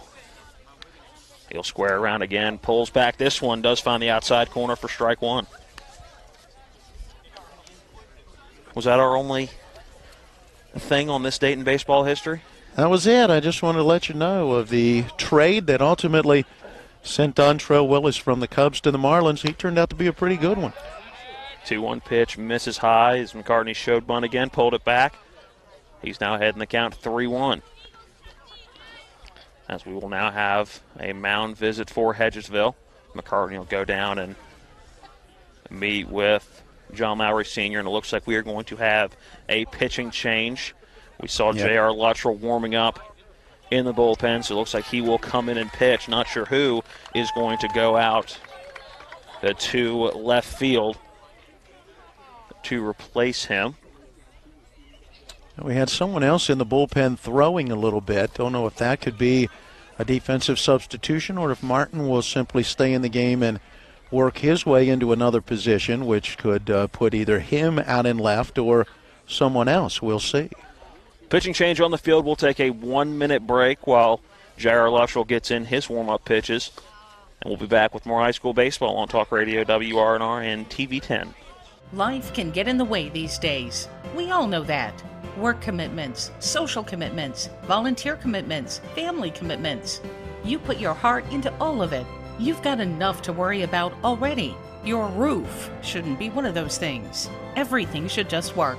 But when your roof is in need of an upgrade, you shouldn't have to worry about that either.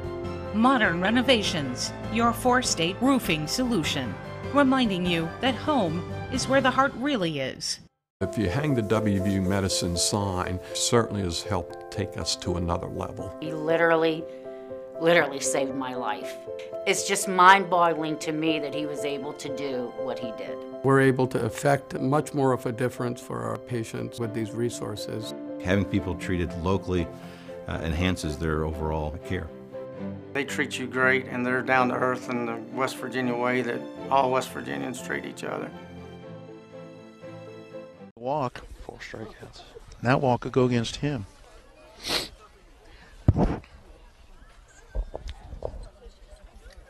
Parker Martin exits after 5 innings of work, 3 hits, a runner that could still be his responsibility, also a walk that still could be his responsibility, is a 3-1 count right now to Dylan McCartney. He does finish. What we can give you is 4 strikeouts on the day for Parker Martin. 2 runs to his credit right now. But again, with Colin Horowitz reaching second on that error to start this inning. He could have one more go on his stat sheet before this game is over. Looks like Ryan Fry has gone to left field.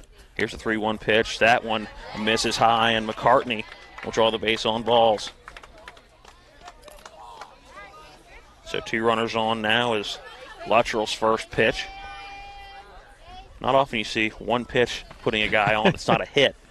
But Luttrell's now thrown 1 pitch and has a walk. If we can now add a walk to the stat column of Parker Martin, and it'll be 3 walks to finish his day. Now coming to the plate is Mason Lance. Got to imagine Lance will try to advance these runners. Puts that bunt down the first base line, and it goes foul. A rocket of a bunt up the first base line, but Bub was right there playing it on the base paths as they had the bunt defense on. Ty Snyder was rolling around to first base. As again now Tyler Bub will play in on the grass. 0-1 pitch. We'll have to wait as Mason Lance will jog down to the third base line and talk to head coach John Lowry Sr. Hey, right now a 2-0 lead, 2 runs, not a big lead in high school baseball at all. Especially when you're playing a team that can put runs on the board like no other in not only the Panhandle but the entire state of West Virginia. And they'll have the 9, 1, and 2 hitters coming up. Lance shows bunt, pulls it back, and he's going to drive one in the opposite field. That gets into the outfield. Horowitz rounding third. He is going to score at the plate, slides in, but he's safe and working. Mason Lance goes to second. Advancing to third will be McCartney, and an RBI single.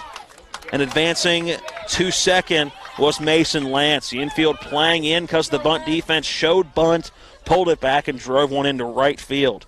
Jefferson with the 3-0 lead here in the bottom of the 6th inning. So no question what the conversation was down at third base. Yeah, very well played as Lance got a pitch to his liking, slapped it the other way. Nobody there. A base hit and an RBI. His 5th run batted in on the season. So runners at second and third. Coming to the plate, Camian Gonzalez. The first pitch to him, a swing and a miss from J.R. Luttrell. A good off-speed pitch, hit him way out in front. Still no outs in the inning. The infield will all play in. It was just the corners to start with Gonzalez, but now the infield playing in. Outfield still playing about normal depth. It's like Hunter Coe maybe playing a few steps in as the second pitch to Gonzalez misses low in the dirt. Good block by Weaver at the plate to keep it in front of him and keep Dylan McCartney at third base. Yeah, rolled a little to his right up that first base line, but Weaver kept it close enough that the runners would have to hold. Jefferson still looking for some insurance runs. 2 ducks on the pond for Gonzalez. Here's the pitch, strike 1. As now Gonzalez behind in the count, 1-2. J.R. Luttrell getting ahead in this at-bat. Changing the pitches up a little bit. We've seen some off-speed so far. We've also seen that fastball work a little bit. Here's the 1-2, and Gonzalez will drive it up the right side. Similar spot to the last hit by Lance. That one gets into the outfield. We'll drive and run here. Here comes the second, and McCartney will score 2 runs in on the RBI double for Camian Gonzalez. Again, we'll call that a single with the advance on the throw. Mason Lance scores, Dylan McCartney scores, and a 3-run inning so far. But again, no outs right now for Jefferson. Camian Gonzalez sends one into right field. The drawn-in infield costing that run. Yeah, that's the danger. When you pull that infield in, it really creates some tough angles. Ball gets on you quickly and makes it hard on that infield. Ball in the dirt, throw down to third base, and safe as Camian Gonzalez works around that tag. The ball beat him there, and Josh Rush just couldn't find a body part to tag. So Camian Gonzalez now on third base with that steal. Up to bat now is Hayden Stang. He's ahead in the count, 1-0. First pitch to him was a ball. Boy, how about the day for Gonzalez out of the number 9 spot? 3 hits, 3 runs batted in. His first 3 RBI on the season. Jefferson now holds a 5-0 lead in this one. As Hayden Stang steps in. Here's the pitch to Stang. That one misses low. 2 balls, no strikes. In this game so far, Stang has yet to reach base.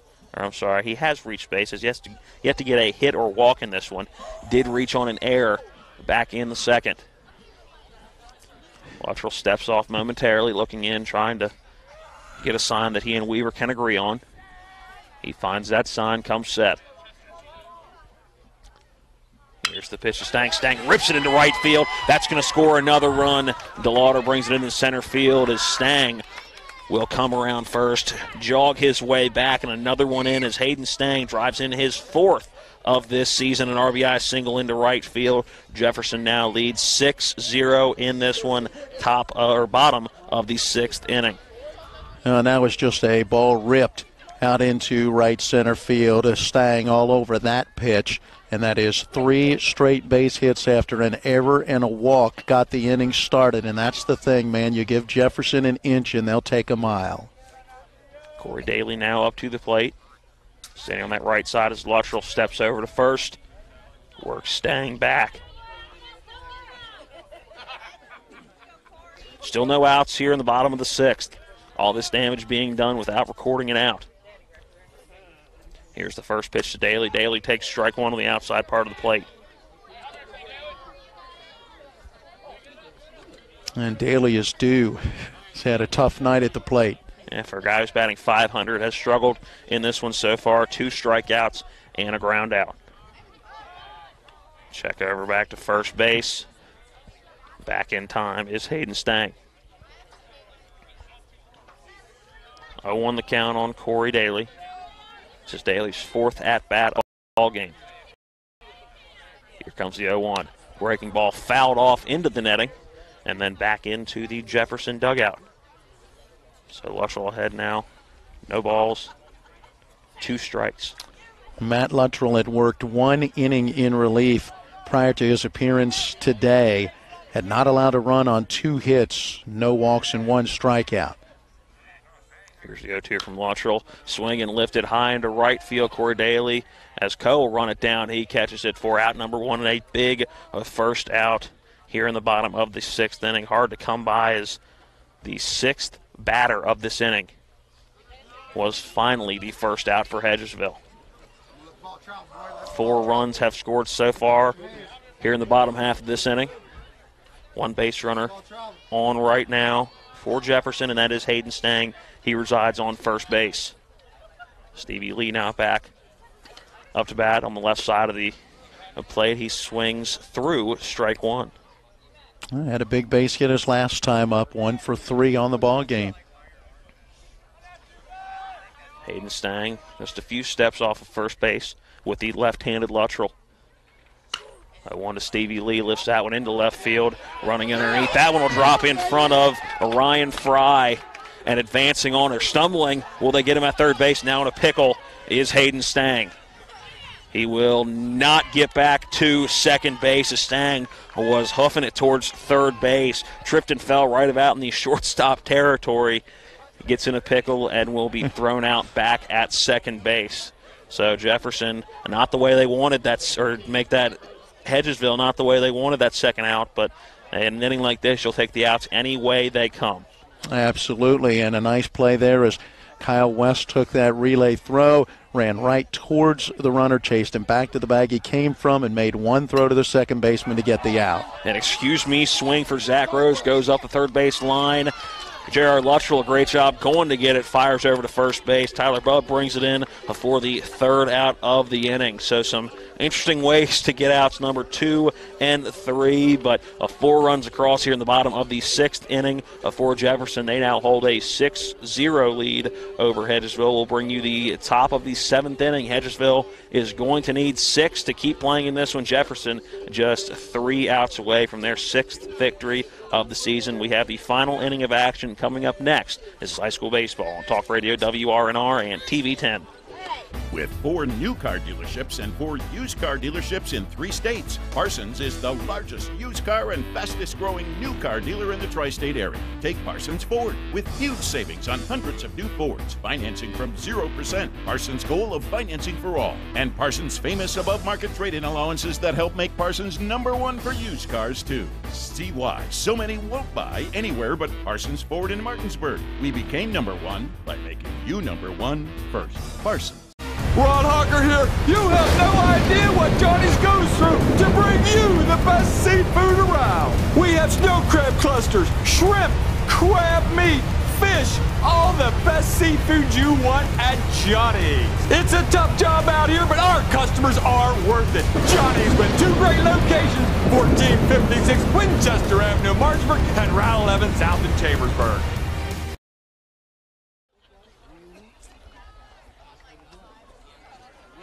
Welcome back into Sager Field, top of the 7th. Jefferson, a 6-0 lead to take you the rest of the way. Send it back to the man to my right, Matt Miller. Matt Crawford, thank you very much. John Alderton, our TV10 cameraman. Caleb Valero back at the studio. 2 runs in the second inning for Jefferson, thanks to a 2-out walk, a couple of errors, a base hit, another error, and then in the 6th inning, an error and a walk get it started. They had 4 more to the lead, and now it's up to Dylan McCartney to try to close things out. He'll face J.R. Luttrell in the first pitch of this top of the 7th down low, and that is ball 1. Next delivery on the way, popped foul. Back out of play, third base side. Count now evens 1 ball, 1 strike. J.R. Luttrell started the game in left, took over on the mound in the last half inning, is 0 for 2 at the plate. A ground out to second, and a fly out in foul territory to the right fielder down the line. He'll take a called strike on this 1-1, and now 1-2 the count.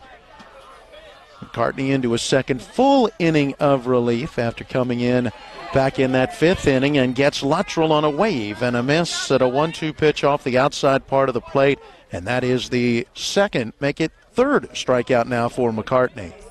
Yeah, Luttrell just wanted to get on base, too. You could tell he had some happy feet standing in that left-handed batter's box, and chased a pitch low and away for out number 1. Back to the top of the order now. Kyle West will step in. And the first pitch to West, down and in. He backs out of the way of ball 1. 4th at bat for the leadoff hitter. The sophomore has struck out twice and bounced into a 4-6 fielder's choice. 0 for 3. Takes this one down low and away. Quickly 2 balls and no strikes. For starting pitchers, each the pitcher of record right now in this one. 2-0 pitch, a strike on the outside corner. Rose worked 4 2/3 innings and would look to get the victory. Parker Martin, 5 innings, and would be the tough luck loser in this one. Ground ball past the pitcher, shortstop in to his left, fields and throws in time to get him. Camian Gonzalez moving in on that one and a little to his left. Got an awkward hop at the last moment, but really played it well. Yeah, good play by Gonzalez, and it's fortunate for the pitching staff for Jefferson, but the infield and outfield haven't got a whole lot of work in this one. A lot of strikeouts for the Jefferson pitching staff and a lot of pop flies, and not a whole lot of ground balls have been hit on the ground here at Sager Field today for this Jefferson defense. So a good job by Gonzalez to stay with it and fire it over Rose at first for out number 2. You mentioned those strikeouts. How about 11 total for Jefferson pitching today? Pretty good. The batter is Josh Rush, and the first pitch to him outside for ball 1. 2 outs, bases empty in this top of the 7th inning. 1 out away from picking up the win, the Jefferson Cougars. Rush bounces the 1-0 pitch foul, third base side. Count now 1-1. Looks like only a 3, make that 4 now ground ball outs in this game. Here's that 1-1 delivery. It misses down low for ball 2. Rush trying to get on for a 3rd time today. After a strikeout in the first, he singled in the 3rd and drew a walk in the 5th inning. That walk was against McCartney. He'll swing through this 2-1 pitch. Now 2 balls and 2 strikes, and McCartney 1 pitch away from closing this one out. From the windup, he's ready. Here it comes. A called strike 3 on the outside corner. Rush is caught looking, and that will bring this one to a close as the Jefferson Cougars will pick up the victory, knocking off Hedgesville by a final score of 6-0. And a good game on the mounds other than the bottom of the 6th inning for Hedgesville. But if this is any sign of what could come in the playoffs, as a lot of people expect these 2 teams to meet in the regional finals, if this is any preview of what that's going to look like, I cannot wait for May to come. Well, we'll tell you how this one played out as we get into our post-game show coming up after this timeout. It's brought to you by The Final Score, with plenty of screens to watch the games, pool tables, trivia nights, and great food and drink selections. Meet your friends at The Final Score at 1517 Winchester Avenue, just south of Martinsburg. One more time, your final here this evening from Sager Field. It is Jefferson 6 and Hedgesville nothing. It's one of the toughest times you'll ever face. When someone close to you passes away, it's a swirl of papers to sign and arrangements to be made, all while you're dealing with grief. At Brown Funeral Home, we encourage you to pre-plan. Pre-planning not only makes things easier for you, it protects you from rising costs. At Brown Funeral Home, our families are precious to us, and so are yours. Brown Funeral Home in Martinsburg, Inwood, and Charlestown, Ranson. Life can get in the way these days. We all know that. Work commitments, social commitments, volunteer commitments, family commitments. You put your heart into all of it. You've got enough to worry about already. Your roof shouldn't be one of those things. Everything should just work. But when your roof is in need of an upgrade, you shouldn't have to worry about that either. Modern Renovations, your four-state roofing solution. Reminding you that home is where the heart really is. The level of care that I got at WVU Medicine was top-notch. If you're not progressing in healthcare, you're falling behind. Is really an integration, looking at a clinical care network, looking at the good people who can help push the envelope and raise the bar for delivering quality healthcare product. To have my life back is absolutely a blessing. I'm beyond thankful for WVU Medicine. I absolutely 100% have my life back. The National Maritime Center primary mission is to credential all U.S. mariners. We have approximately 250 employees here in Martinsburg, West Virginia. Most people aren't aware of the quality of life here in Berkeley County. We have a lot of employees that are from the area. We obviously have folks that have to do tours here, and it's kind of a little bit of a hidden secret of how nice the quality of life is here. Score post-game show underway with a quick recap of the scoring. Not much scoring in this one. It was the bottom of the second inning when Jefferson at the plate with 2 outs saw Cullen Horowitz throw a base on balls. Taylor Tennant and Mason Lance each then reached on Avers. Camion Gonzalez delivered an RBI single, and Hayden Stang reached on an error that allowed the second run to score. Corey Daly would strike out to bring that inning to a close, but Jefferson took advantage of that 2-out opportunity and took a 2-0 lead. It remained that way until the bottom of the 6th inning when an error allowed once again Cullen Horowitz to reach to start the inning after a base on balls issued to Dylan McCartney. It was Mason Lance with a single, and then Camion Gonzalez a 2-run single. Hayden Stang added an RBI single in there as well. 4 runs would score in that bottom of the 6th inning, and that was more than enough for Zach Rose and Dylan McCartney as the two pitched a great game, giving up just 4 hits, striking out 12 batters, and issuing just 4 base on balls as they will pitch Jefferson to the 6-0 victory. And I was really impressed with Zach Rose in this one, his first pitching outing of this year so far, and I thought he threw very well, going 4 2/3 innings of work, only giving up 3 hits and striking out 8. Now, that's not a bad opening day for him this season. It seemed like he got a lot more confident as this game went on, had a little bit more zip on his fastball as the game went on, and I thought the breaking ball and the off-speed pitches were there the entire game. So a good game for him, and it was a tale of 2 innings. That second inning and the 4th inning were all the offense that we'd see in this game, and Jefferson took advantage, and that's something we said in the pregame show, that both these teams will take advantage of mistakes, and Jefferson did that today. Hedgesville wasn't given that many opportunities to take advantage, but Hedgesville did leave the bases loaded twice in this ball game. Once in the second inning, it was with no outs in the inning. So that's something you're going to look back on if you're Coach Grove in this one and go, we got to capitalize with runners in scoring position, and when you have guys on base with no outs. That's something they've got to fix going into the rest of this season. Your final again, Jefferson 6, Hedgesville nothing. When we come back, we'll wrap up the final score post-game show as we run The numbers from this one brought to you by Dynamark Atlantic Security. Back with the final segment of our post-game show. It's West Virginia High School baseball on Talk Radio, WRNR, and TV 10. It's one of the toughest times you'll ever face. When someone close to you passes away, it's a swirl of papers to sign and arrangements to be made, all while you're dealing with grief. At Brown Funeral Home, we encourage you to pre-plan. Pre-planning not only makes things easier for you, it protects you from rising costs. At Brown Funeral Home, our families are precious to us, and so are yours. Brown Funeral Home in Martinsburg, Inwood, and Charlestown, Ranson. Life can get in the way these days. We all know that. Work commitments, social commitments, volunteer commitments, family commitments. You put your heart into all of it. You've got enough to worry about already. Your roof shouldn't be one of those things. Everything should just work. But when your roof is in need of an upgrade, you shouldn't have to worry about that either. Modern Renovations, your 4-state roofing solution. Reminding you that home is where the heart really is. All right, let's put the finishing touches on our final score post-game show. As we wrap it up, we take a look at the numbers, and as we do, we remind you, hey, don't be a statistic. Be sure to protect your family and home with the local alarm professionals at Dynamark Atlantic Security.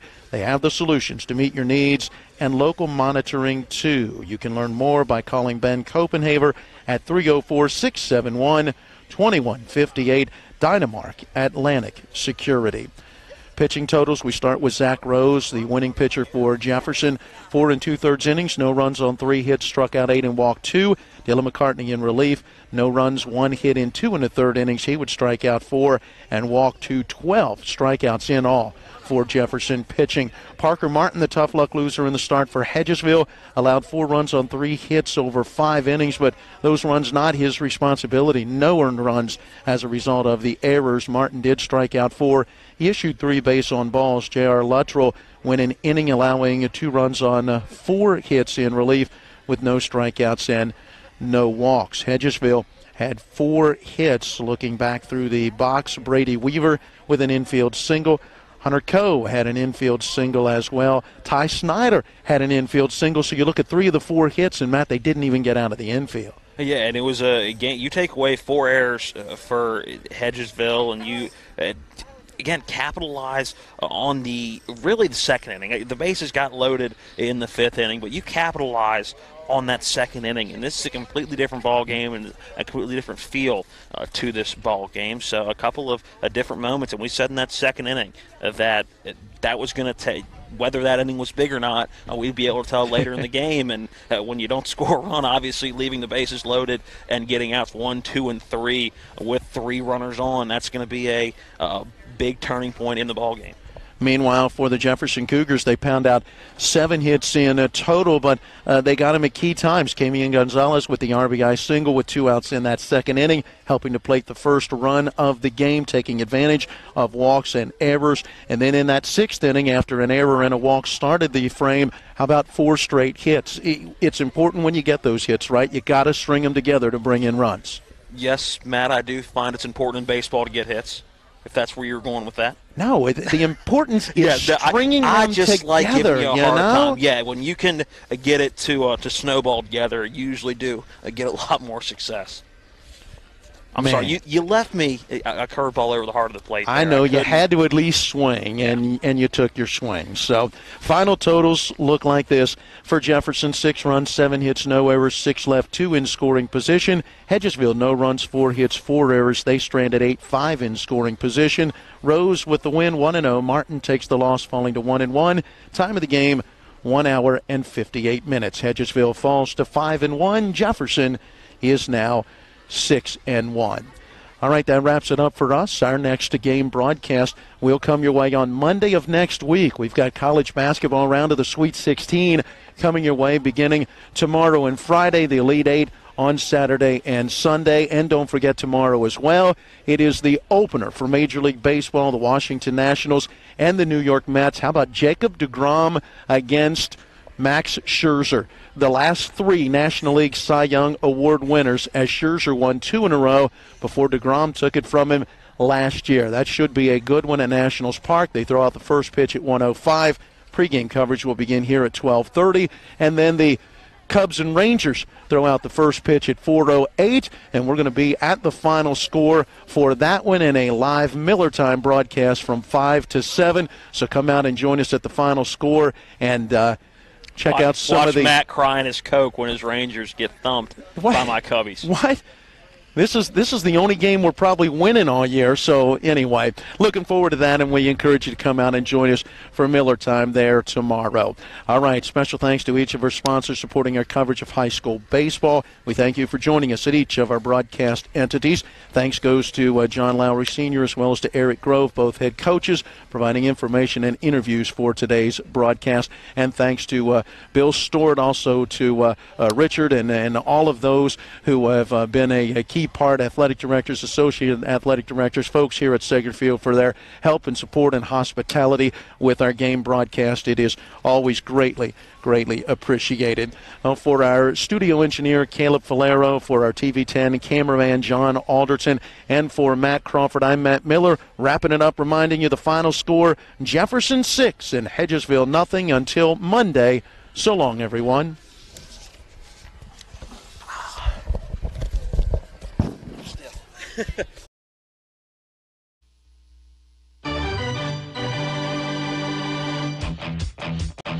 You've been listening to West Virginia High School Baseball.